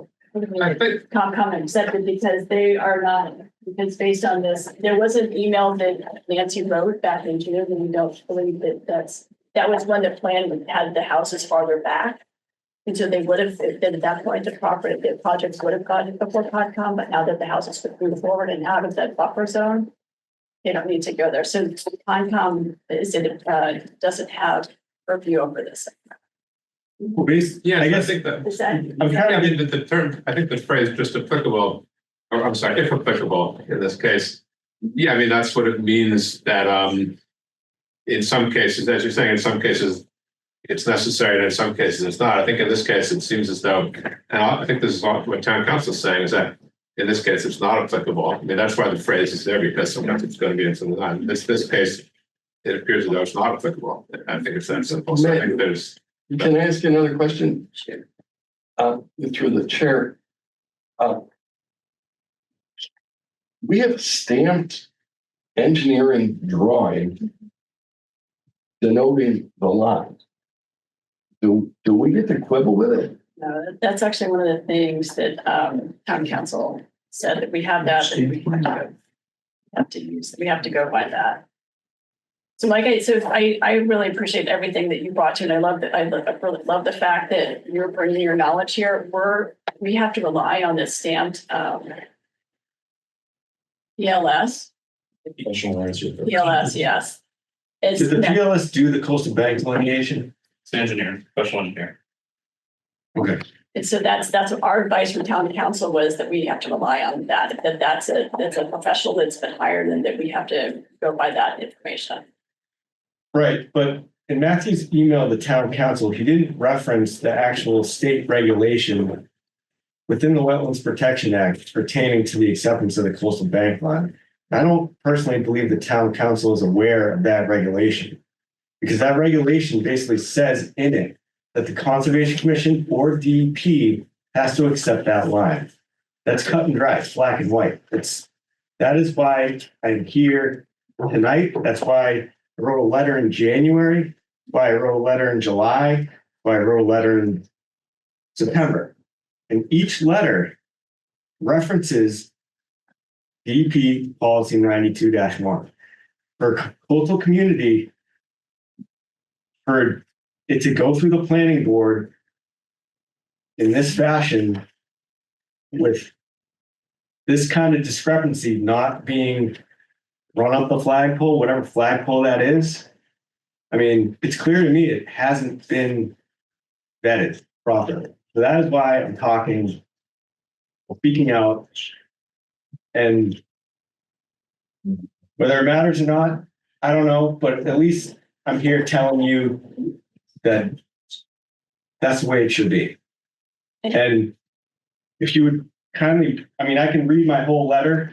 I don't know if anyone's read it, but if you go through the coastal bank delineations, the transect lines should be drawn perpendicularly to the contour lines. If you look at the plan, they're not. That's like number one. Number two, the transect lines don't encompass the full width of the coastal bank. So the way the coastal bank is drawn on the plans doesn't even coincide with the transect lines. There's exhibits in the CZM guidance basically showing you draw the transect lines up the slope. Those are the horizontal limits of the bank. And at the top of those, where it levels out to 10-1, which is data we don't have, where that point is, you connect the lines. So if you're standing on the top of a coastal bank, you can jump off it head first and fall down the hill. I don't see a top coastal bank line on the plan, which is a problem. That's what it's there for. And that's what the upland area is calculated from. Over 40,000 square feet. I digitized the whole plan. And what you're looking at now is 39,193 square feet for that right-hand lot. That's under 40,000 square feet. And then how about the left-hand lot? Left-hand lot is north of the coastal bank area, and that's already well above 40,000 square feet. Right, thank you. Did the applicant want to say something? Well, I think, we talked about the plan being stamped by a PLS and a PE. And even at that threshold level, it's then, we put money aside in an account at which the town can hire a consulting engineer to review that work to see if it's verified and accurate, which we've done here. So I don't think to say that it's unchecked is accurate. Were there any comments from the board?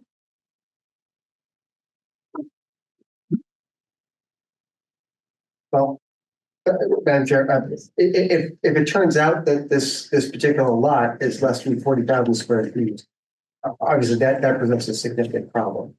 So I'm sensitive to Mr. Count's concerns here. He's expressing them. Quite frankly, I don't know whether I should be confident that we've got correct information here.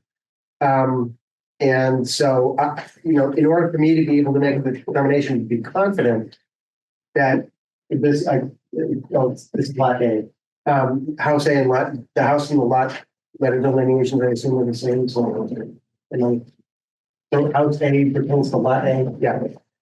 That lot A is, I want to be confident that lot A is at least proper size. And then it's not less than 40,000 square feet. And I need to be confident of that. I need to be able to vote on this. Thank you, Stephen. What would provide that confidence for you? Well, I would go back to Mr. Count and say, Mr. Count, what is your suggestion that we do to correct this, or to have certainty on this? So to do the right thing would be to follow the regulation in DEP policy 92-1, which references the Concom and the DEP accepting the lines. That's why I'm referencing back to the reason why your subdivision rules and regs have the delineation of the vegetative wetlands lines with station numbers noting Concom's acceptance of the line. This, maybe somebody in 2005 realized that these things kind of mesh together, and that's why they put that in as 5.3.9 to make sure the Concom is on, has accepted that line. Concom anyone can go to CZM who wrote the guidance, 330-page guidance manual for coastal resource areas, coastal bank delineation, and run it by them. You know, typically that would be the Conservation Commission because they ultimately accept the line, whether Pat tells them it's a line and they review it and say, yep, he's correct based on, you know, the guidance we have from CZM, past projects, whatever it is. So I guess that's my point, is that Conservation Commission, whether it's in the 100-foot buffer zone or not, they should be the ones who are accepting the coastal bank line as it's shown on the plan. So Mike, you would feel comfortable if the Concom weighed in on this and confirmed that line? But I'm Yeah. just asking.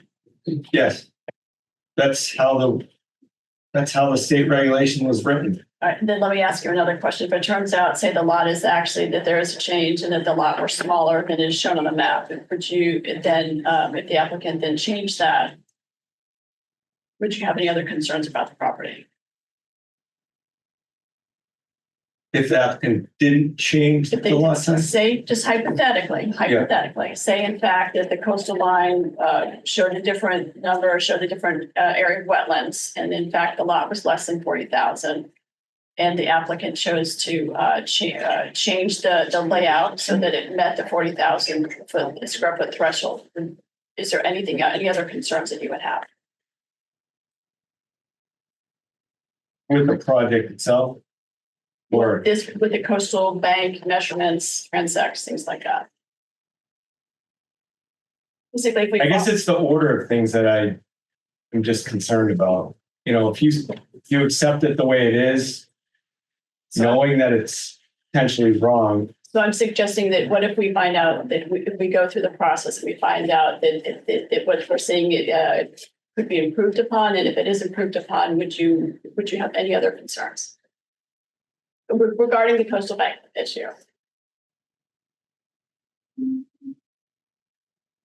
If the coastal bank line is approved by the Conservation Commission, then I would not have any issues with that line. All right, thank you. Appreciate that. I think, and so thank you for that feedback. And then, so long as we can give the applicant direction on what's needed in order to get to the point where we're comfortable that we've got adequate uplands there, as we've got, 40,000 plus square feet. If the applicant has sufficient direction on what to do there, then I think I'm satisfied for the moment to, what the path is forward. Anyone else have any other questions? I feel as though this kind of comes back to what we've done before. We don't, at least to the best of my knowledge, the planning board can't order an applicant to apply to Concom. So not quite sure where that takes us. Yeah, but it's not written down. I guess just to also mention, we've had guidance. I mean, obviously everybody's entitled to their opinions, but we've had guidance from town council. We've had guidance from the board's peer review engineer. Sure, what else? I mean, those are the people whose role it is to give the board advice and guidance. If I may, through the chair, sometimes, not always, a project comes in front of the planning board that has already been through conservation in the conservation process that they've gone through is an ANRAD or NORAD. It's an acronym that means abbreviated notice of resource area delineation. The applicant in this case, as I understand it, has chose to move forward at risk without NORAD, which is his right.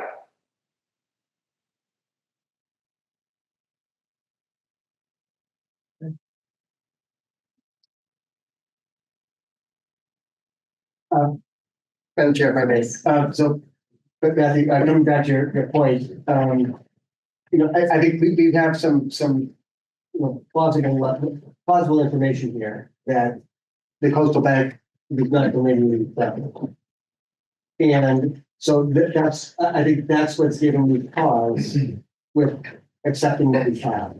Now, again, I'm not the expert here, but that's been asserted by the butter, someone in the neighborhood, and I want to make sure we get this right. But ultimately, it is our, and of course, I lack the engineering knowledge and the wetlands knowledge, the coastal map knowledge as well.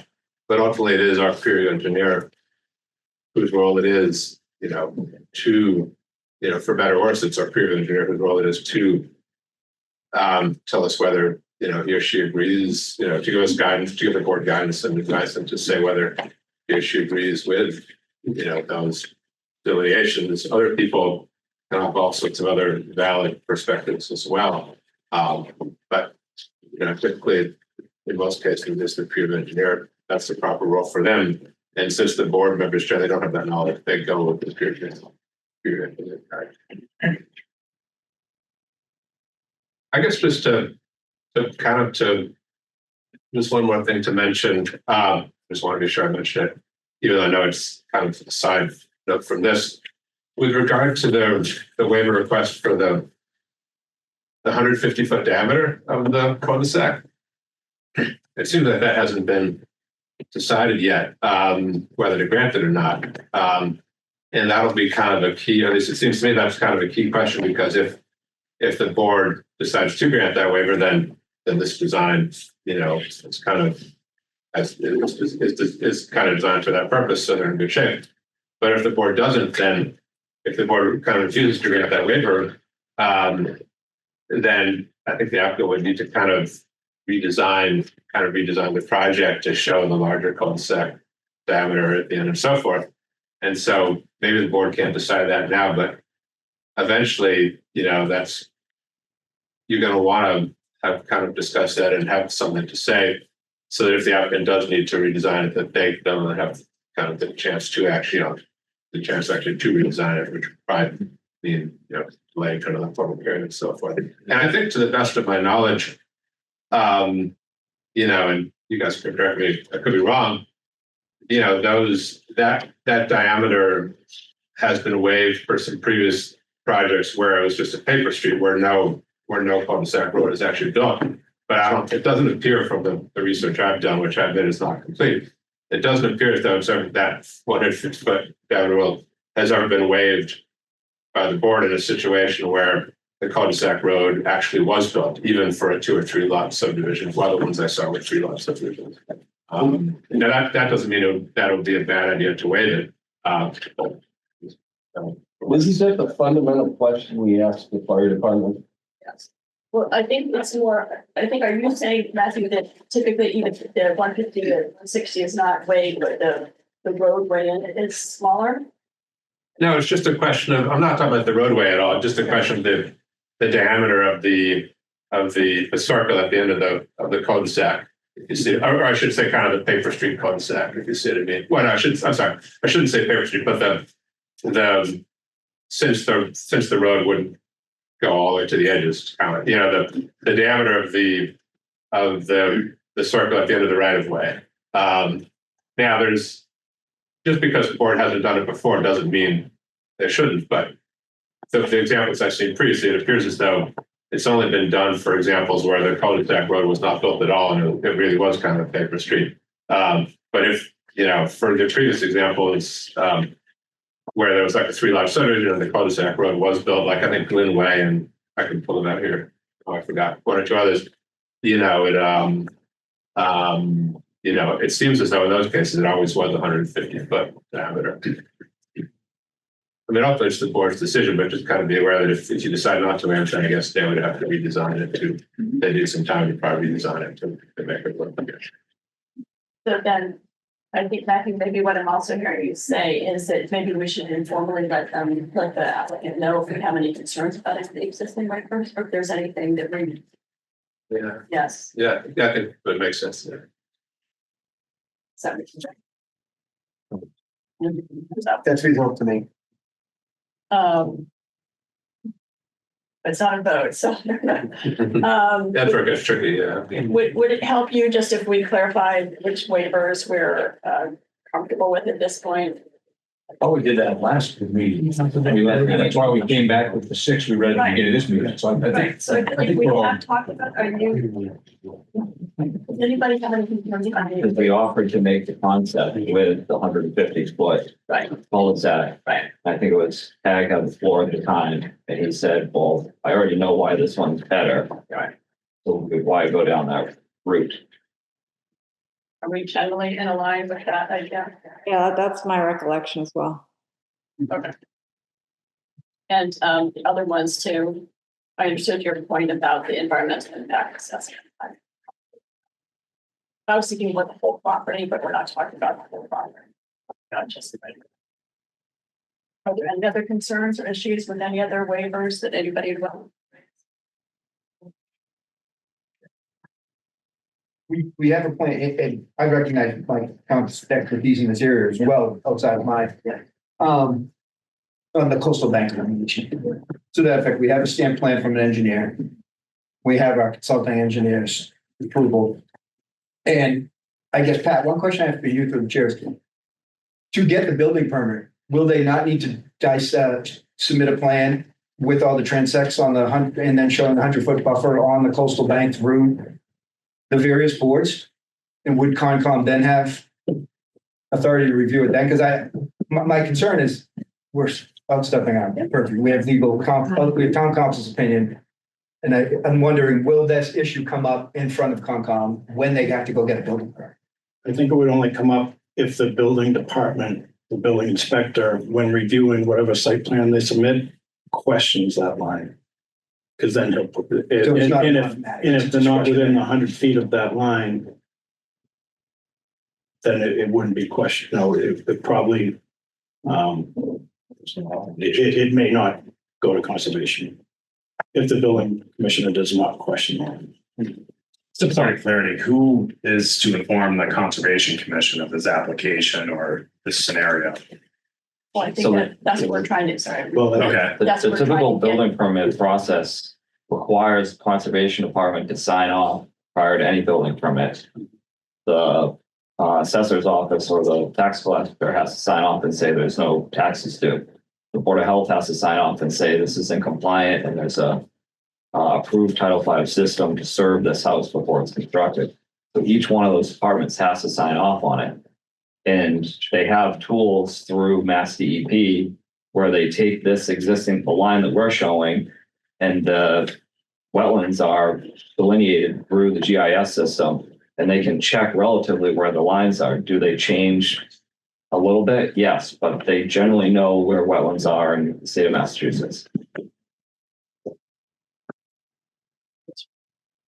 It does, yeah. I concur with Matthew's opinion. We have to and with our town council opinion and stand plans, not to discredit Mike Combs. I think his concerns are validly stated. I just don't know that they're within our purview and whether they'll come in front of the Concom. So Steve, would you go, do you understand it?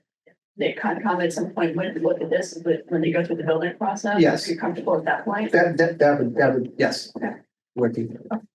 Because we could create an undersized lot.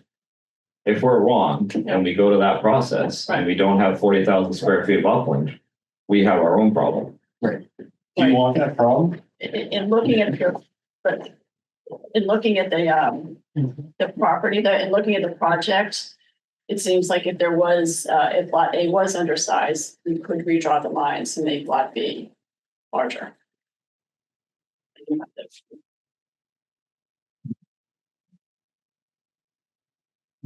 Any other questions? Can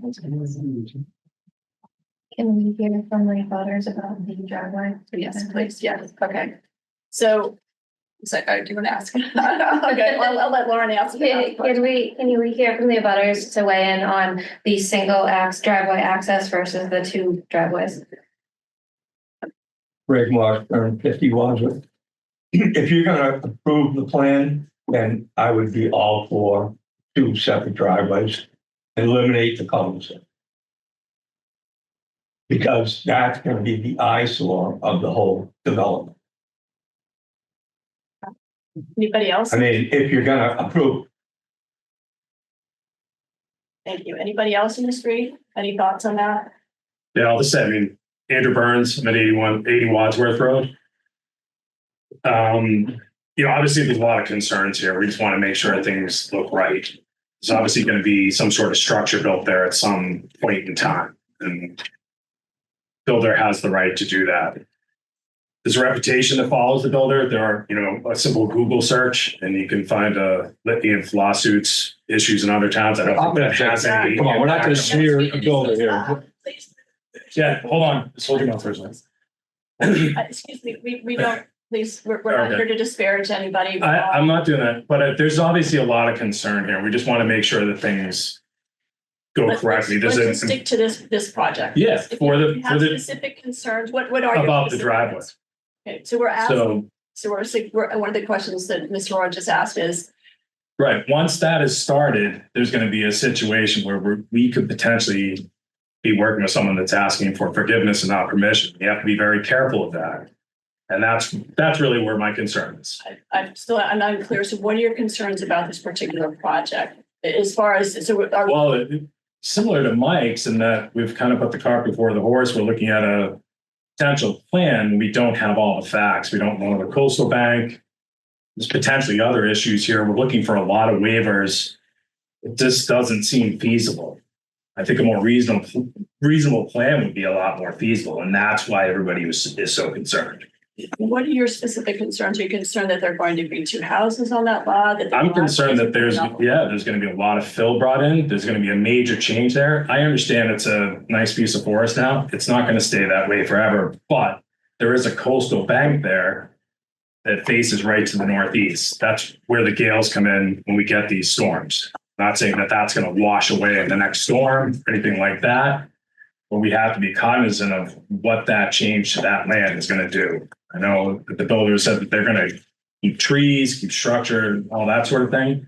That would definitely help, but we have to be very careful about this particular piece of property above and beyond any sort of, archaeological or historical considerations. Yes. Brad Kurtz, 32 Wadsworth Road. I was late. I apologize. Football practice from 6 to 7, so I don't know if it was covered. In the list of the checklist, and it was brought up maybe 3 or 4 times at the last meeting about the fire department making that mock turn. And every time it was brought up, it was punted. I'm not sure. No one answered that question. So again, I don't know if you answered earlier tonight, but has that actually happened? Yeah. And the fire department signed up. Yep, the applicant provided a new plan, new page to plan with that turnaround. All right, thank you. And we got an email from the fire department. Yes, right? we've got received. Okay. Yes, we have received that. Anybody else? Any other thoughts? Yes, sir. Yeah, Fred Barry from 65 Wadsworth Road, the lot directly abutting this project. I came from Milton 13 years ago, so I'm kind of a wash ashore, as they say in Ireland, and my words would have not much weight. I understand that. But I sense from some members of the board that they think this is a bad idea which must be tolerated because it fits within the bylaw. And that's a shame, because bad ideas that are tolerated become precedent for the rest of time, and a lot more bad idea subdivisions. And that's what you're creating if you do a bad idea subdivision. Yeah, I appreciate A dangerous precedent. that. Anybody else have any feedback? Butters on the street, any feedback on driveways? If we want, so right now they're talking about one shared driveway, or if we were to ask town council to weigh in, would it be more favored by the neighborhood to have driveways that go just directly from the street to the house? This would be a big change. I'm not saying it's, I'm just asking for feedback. Yes. I would just say, just because we've been here for all, I'm Julie Hargrave, we're at 22 Arrowhead Road. Okay. 2 driveways are much more conducive to the neighborhood. We all have our own driveways. I have one other concern, and this is just from we've had this happen in our house many times because we're up on this hill. When you take down trees, there's a wind deductible that happens here. And I'm concerned about them taking out all those trees and leaving the ones that are now exposed that will be hit by some of these, noises that we have. And I'm here to tell you, those aren't covered in your insurance. That's a big concern of taking down that forest. And I just keep that in mind when you're taking down these trees. Anything else from our butters? Did the applicant want to? I think Yeah, sorry, go ahead, Mike. I guess I just have a question in general, how acceptance of, in this case, the top of the coastal bank line, which I'll say again, is not shown on the plan, is perceived as vetted through the board. Because like I said in my letter, Pat wrote a response letter after receiving it. He noted he received that was one of the documents, but he didn't actually comment on it. He's kind of was on the spot talking through it tonight and, suggested that he thought it maybe was shown correctly. Is the verbal, is that acceptable to the board, or does it, as far as town review engineer signing off on something, is that to be in writing? Yes, this has been stamped, and so that's what I've confirmed, and so we have to trust this. That's what we rely on. We rely on this and our engineer to provide this information. And if I may, through the chair, that these plans have been vetted by the Conservation Commission, who say that there's no need for a formal filing, right? Yes, the Conservation Committee vetted it also. So I didn't see any documentation on the website stating that. So that's why in the first point of my letter I sent in last Friday, I request that the Conservation confirm in writing they no longer believe this project is within their jurisdiction, because on June 20th, 2025, Nancy Ruffo stated this subdivision will require a conservation filing due to the proximity to wetlands. So as a citizen of the town, it's unclear to me whether this has changed or not. So I was asking that in the purview of trying to make sure that we stay in our purview. Can we ask Concom to confirm that for us, that it's not? In interpreting town council's email, I do not believe, I think that is within the applicant's discretion, and I could be wrong, but it's within the applicant's discretion to take that risk, to not go to Concom and get a preemptive delineation.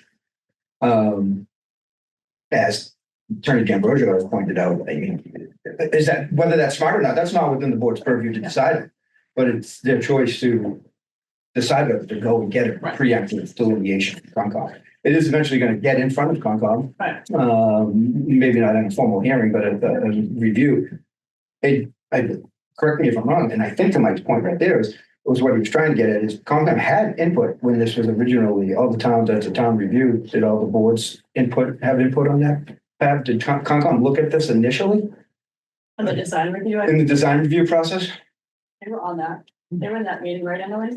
I don't recall. I don't think she was at the meeting, but she did send an email saying that it didn't need filing. Saying that it didn't need filing at the time. It was the first plan. I've seen that letter. You know, is that in the packet? It's from like. Give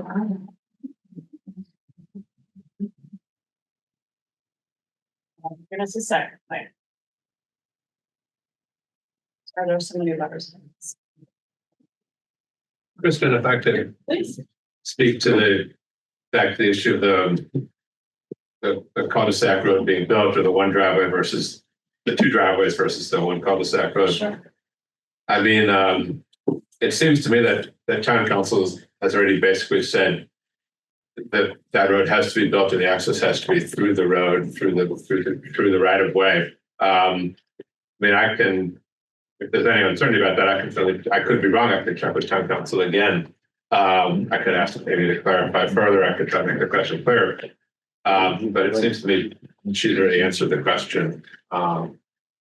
Well, I think when you got. I respectfully disagree with what you just said. I mean, I guess actually I should. Because I think counsel for the applicant raised an issue that Amy hasn't directly addressed at all.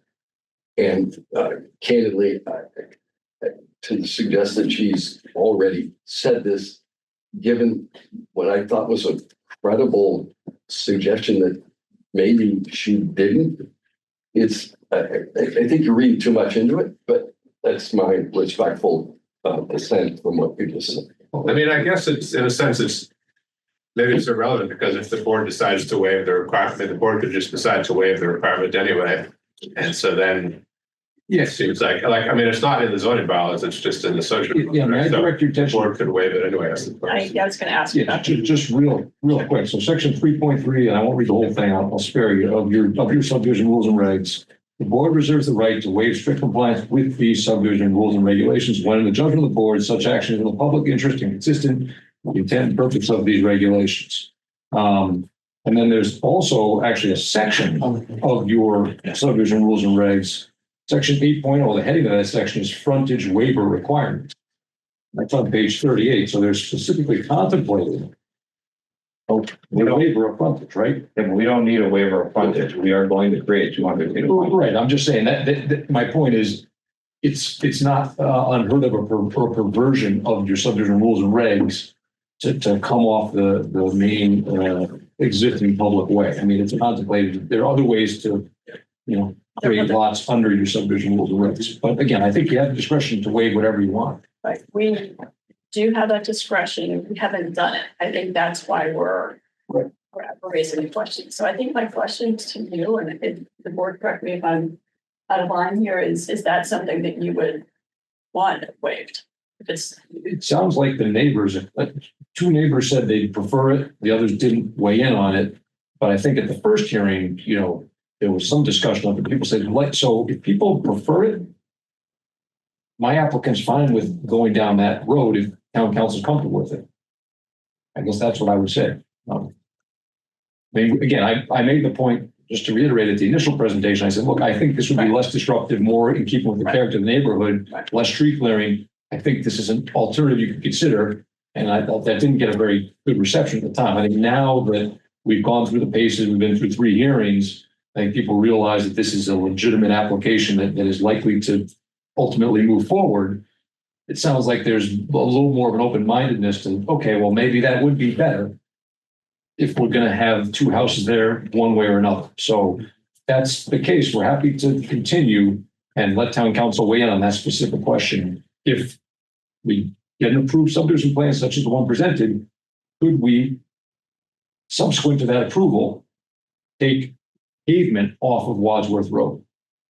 That's, I'm happy to draft a question for you to review or for staff to review, phrasing it if you'd like, but we're happy to have town council evaluate that. And if town council says go for it, we're happy to do it that way. What's the fourth thing? Is something we'd like to ask town council to weigh in on? I would like a little bit more clarification, because depending on how we rule here, it is precedent setting. Great. As long Yeah. as long as you guys are willing to. Again, this is a case in which down that we road. presented a plan that does meet all of your rules and regulations, right? This is not a, hey, we'd like to, we could come in with a subdivision, but we're not going to. Can you give us, frontage doesn't exist. That's not what this is, right? So I think we've gone through the process with the peer review, robust kind of dialogue here, which again, I understand the precedent concern. I'm not downplaying it, but again, this is sort of, hey, look, if it's in the public interest to do it differently, we're open to it. Would you mind putting together a memo outlining the comments that you made before regarding town council's opinion that we disagreed with, and then also adding some more color on this too, please? Sure. And we could forward that directly to her. I think it might be helpful if you could state the case clearly. Be happy to.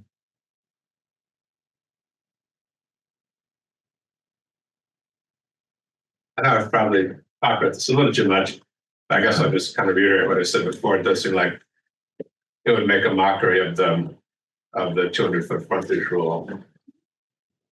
No, we create the frontage. We create the frontage. That's what subdivision control is. Well, the cul-de-sac is still there. The cul-de-sac would be, we're not suggesting we don't want you to endorse subdivision plan. We need you to endorse a subdivision plan because otherwise the building commissioner would never grant a building permit without that frontage. Subdivision control creates the frontage. It's a question of whether we have to pave that roadway. That's really what it boils down to. I'm suggesting you have access and you don't need to pave it. I've seen many subdivisions which, I mean, look at the simple example, a T instead of paving the entirety of the, so. I mean, I understand the argument. I just think it's, yeah, kind of ludicrous. It just makes a mockery of the rule. I mean, the rule exists for a reason, and this just totally evades it. Essentially, that right of way, it just belongs to them, whether it's a HOA or however they arrange it. It just seems totally absurd to me. I'm fully of the mind that I would love to hear what he said. Thank you. I think, Mike, you had a question. Yeah. I just want to reiterate, in my letter that I wrote last, you're going to go back to town council to basically reference that same DEP policy and see what they have to weigh in on that as well. Because in the applicant's best interest, I mean, to cut out the number of steps involved by bringing forth a plan that's as accurate as possible that he's paying engineers to come up with is in his best interest. Thank you. Any other comments from the board?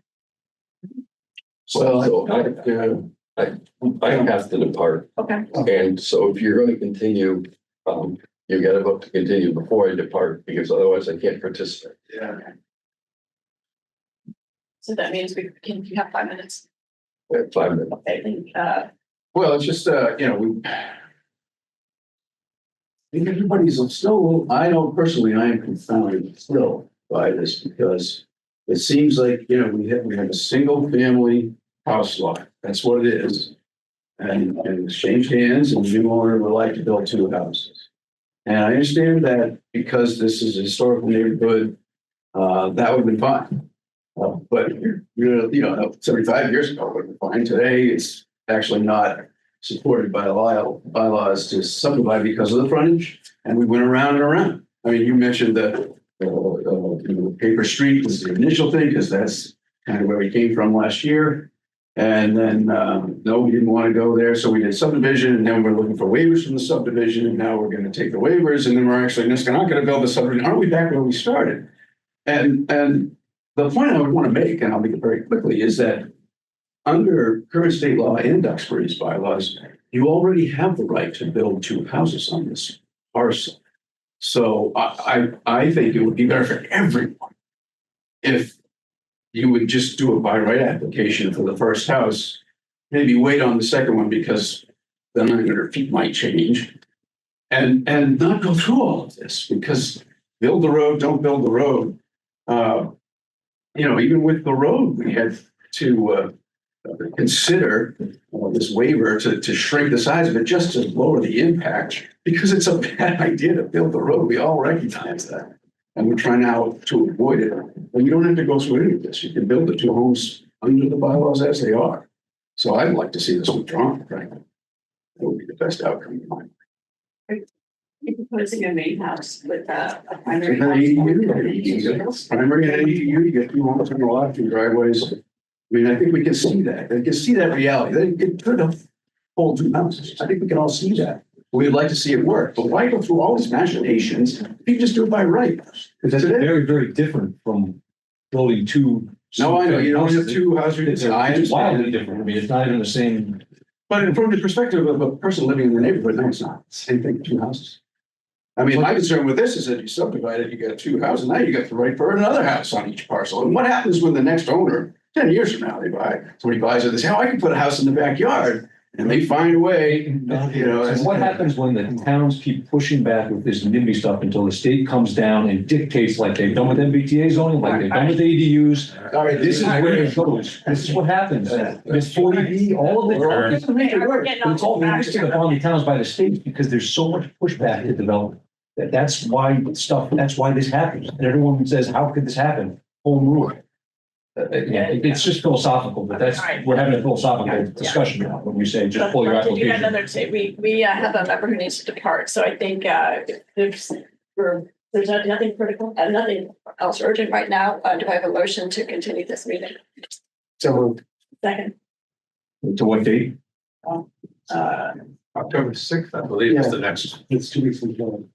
Yes, Mr. Chair, Berkshire. before you vote, could you identify the open items that are open as of right now that will be the only items discussed at the next continued hearing? I don't think you can do that. You should do that. No, You shouldn't do that. we can say that our plan is to. But there's one letter going to town council that should identify whatever question she's being requested to, and so. Just continue We're the going to meeting. open up for discussion again with similar things being brought up time and time again where we know from other committees in town, if you don't have anything new to say, please don't say it. Okay? You know what I'm coming from. I do. I do.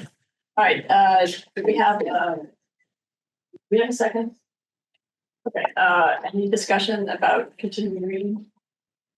All right, roll call vote to continue the public hearing for 51 Wadsworth Road, starting with Jen. Turcott, aye. Wayne? I can't vote. Oh, that's right. Kristen Rappi. Matthew Ray, aye. Steve Kent, aye. All right, motion passes. Thank you. Thank you. Yeah. Are you going to discuss the archaeological at the next meeting? We can, that's been addressed by town council. I'd like to. Well, you can do the hearings at this point. You can't. We can't talk about that, yeah. Right. Anything else on the agenda? Matthew's report. Then, maybe. I guess this was on what's on the report there. On October 7th, the finance committee is going to discuss the budget. And so that's going to be on the agenda for the day before, so next planning board meeting on October 6th.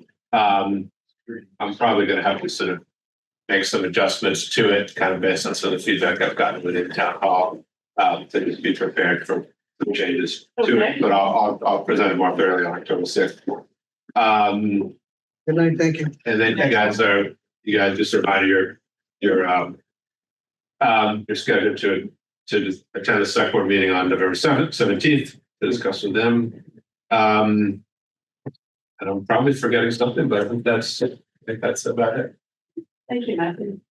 Emily, for our next meeting, would you mind putting the goals, the list of the goals back on, just to finalize, so everybody can see what that looks like before we send it to the select board?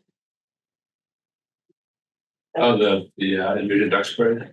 Our priority, our goals, our list of priorities. So they can see it ahead of time, and then we can just. Anything else?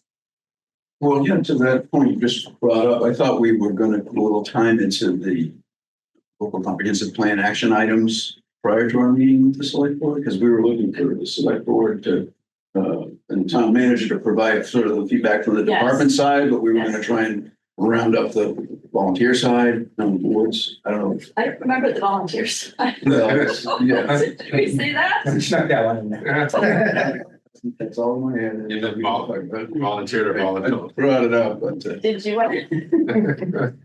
Where does that lie? Was that, oh gosh, okay, so let's think back to, pardon? I have no idea. That's been like 2 months. That's a great point. Yeah, I mean, I think it would probably make sense to try to have something to show. I mean, you don't want to do overkill because then they don't read anything, but kind of something to submit to the select board a week or so, 4 or 5 days before the meeting, just to say, here are some of the goals, or here's why we're talking with you. And, inevitably, some of them will read it carefully, some will skim it. But at least it kind of gets a starting point so that when you come before them, you've already submitted something and maybe that gives them a bit of a head start. I think we got plenty of time to prepare for that because we've got 2 or 3 meetings in between. And I think at the next department head meeting, I'll try to raise. I mean, I already got talked about it with the town manager, so I'll try to raise it to the department heads as well at the next department head meeting, which is probably going to be at some point in October, just so they're aware as well. So speaking about the department head meeting and the town manager, did you have any, what was the feedback the town manager gave you about providing that list, an updated list of where all the town departments are with their items that were tasked to them under the Division of Duxbury? Yeah, I think he's supportive, broadly speaking. I mean, I don't want to speak for him, but my sense is that he's definitely supportive of it. From what I've seen, I need to take a look. It's kind of a monster spreadsheet, as you know, with many tabs. I've looked at it, and it seems like there are a few different versions of it out there. From what I can see, it seems as though there has been some feedback from some departments over the years, and of course, some departments are better than others.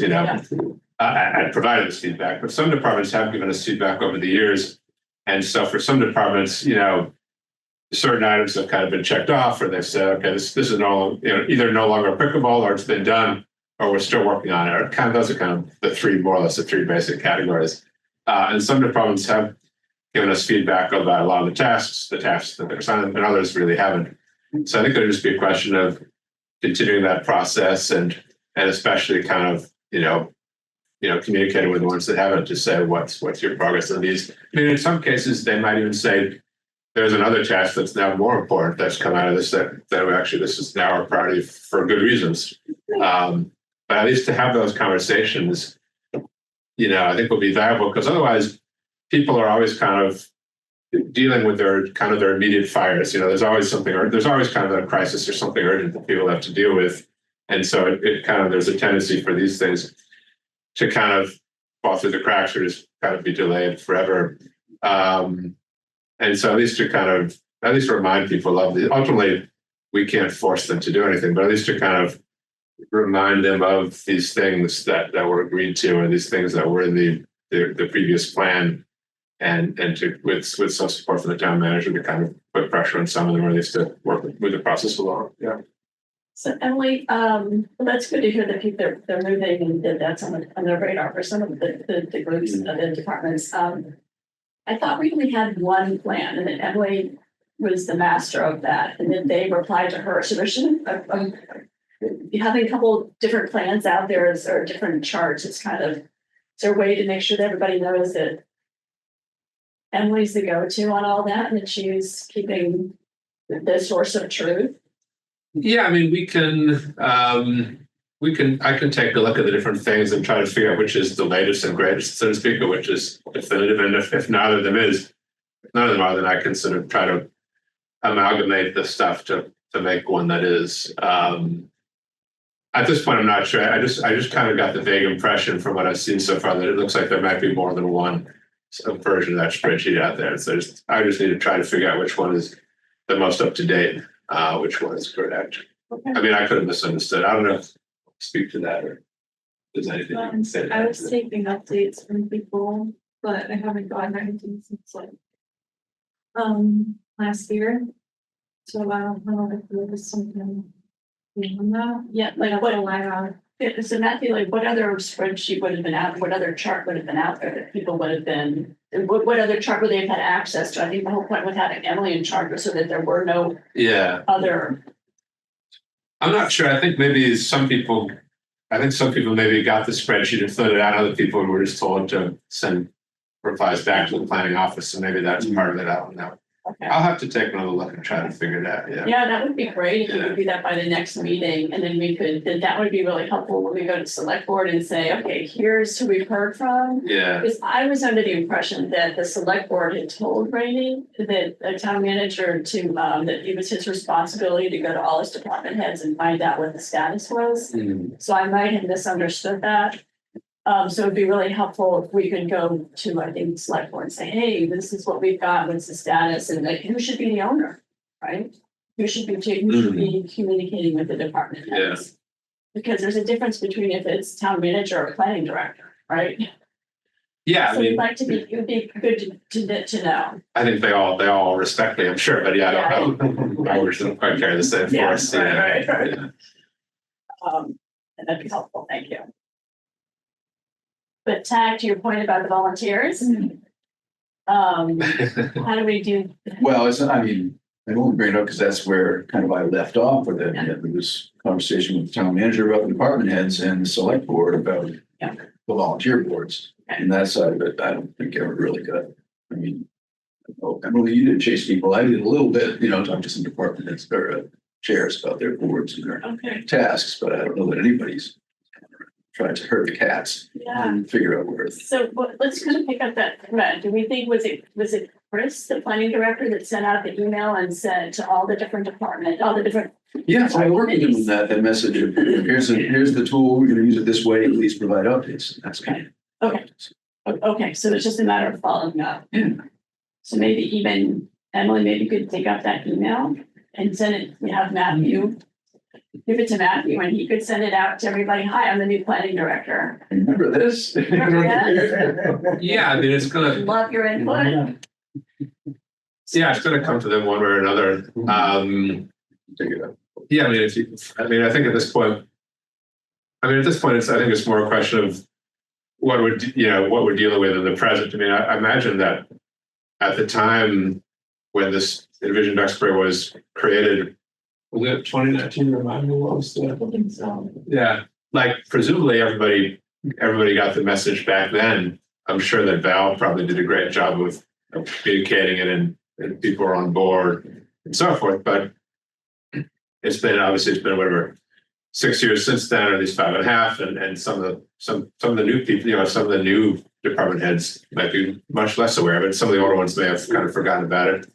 And so we'll definitely try to figure out what's happened in the past. But I think at this point, the more important thing is just to look sort of in the present and see, okay, where are you right now and where can we move forward? And in some cases, I'm sure they may make good. I mean, obviously they know their departments and what needs to be done better than anybody else does, better than we do. And so they may make really good arguments that actually there's something else that now has become more important because a lot can change in 6 years. So I think those are healthy conversations to have too. And but the main thing is to have people thinking long term, even if some of the tasks may change quite a bit, to be thinking long term, which of course I think is the whole point of the comprehensive plan in the first place. All right, sounds good. Anybody have anything else? You have a motion to adjourn? Well, I hope this is really an open forum item, but I wanted to mention it. I'm sorry I didn't mention it earlier. I recently learned that the state is in the process of promulgating new regulations for the placement of renewable energy installations, battery energy storage systems. Oh. There's an open comment period and informational seminars in the month of October. Okay. They did last year the basic rulemaking, that's already done, but now they're trying to get into the actual implementation. And so there's a window of opportunity for Duxbury to provide feedback into this process. And I'd like to see us take advantage of it, especially since we're focused on the question right now. We have, our attention is on it and the state is active on it. This is an opportunity. But I mentioned it to, I sent it along to Wendell Cern, chair of the renewable energy there, alternative energy committee through the select board, but I don't know if they're taking it up. So I think if anybody had any expectations about the town responding to these types of things, they probably think from the planning board. Yeah, I mean, there are definitely some serious discussions about this happening at town hall because, obviously, as you all know, the proposed project is in North along West Street. Yeah, and so obviously, even if you've only just driven through the town, you've probably seen the signs, and so you all know it's caused massive controversy.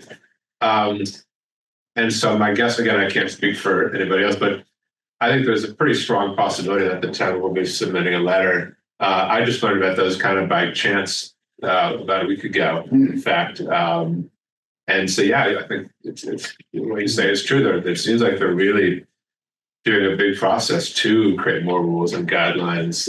Whether those would be applicable to that one I guess remains to be seen since that's already been proposed in the official application, whatever, but even if not, still it'd be very valuable to have some ways to really restrict, battery energy storage facilities and similar things, in these residential neighborhoods. It's one thing if it's in a commercial zone, which I believe has actually been proposed in Pembroke, but in a residential area, I guess the other thing is also like, it's one thing if somebody proposes a solar array on like maybe a former landfill or a place that's already been cleared, maybe a former industrial area.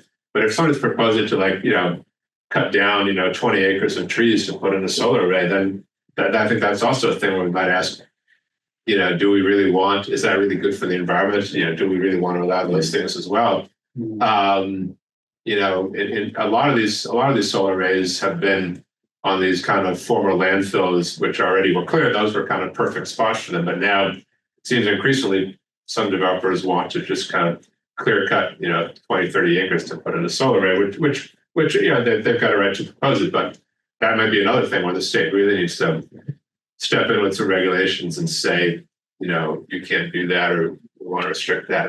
But obviously for the moment, the issue of the battery energy storage is the big one. I think it's definitely understandable that a lot of the neighbors are quite concerned. And so it's definitely being discussed kind of at the high level. So Tad, what was was there an ask or comment? Well, I just want to be sure the planning board was aware of it, in case there's, just reminding me something that's in motion, just for. Yeah. Again, I think I can't say for sure, but my guess is that the town's probably going to submit some letters or suggestions about that. And it's quite possible some of the residents will as well, especially as it becomes better known. It's kind of random that I happened to learn about a week ago, just through an email that I happened to get. So I think it's going to become much better, but fairly soon it'll become much better. There's no way a battery storage site is permitted as of right in residential. No, it's a state rule. They can put it pretty much anywhere. Oh, is that? Yeah. So I think that's the issue, and so ZBA.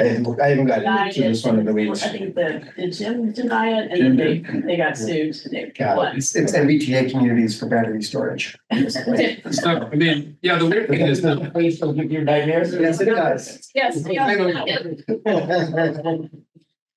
it wasn't a black and white thing that a judge. I've seen I didn't read every word, but I skimmed through the judge's decision in the case. It was the judge interpreted the rules to say that it covers battery energy storage, but that wasn't really intuitively obvious necessarily. The state law was primarily intended just to cover, I think, solar arrays. It's fair to say, and the judge kind of interpreted it and said, well, that can also apply to battery storage because they're serving kind of an auxiliary function by storing and releasing it, so it helps. So that I think that's being appealed. So only time will tell how that plays out. But I could be wrong. But in any case, but yeah, at least according to that judge's decision, it appears as though, again, I emphasize, it appears as though perhaps they can, I don't know if you'd say it's as of right, but that they can build them anywhere. But I'm sure that, that may be one of the reasons why this whole process is happening, where the state is now trying to do this process to create more specific rules, perhaps. It's definitely an interesting situation. Yes. Good. We have a motion to adjourn. So moved. Second. Second. Jen's not on, so voice call is fine. All those in favor? Aye. All right. Thank you. All right.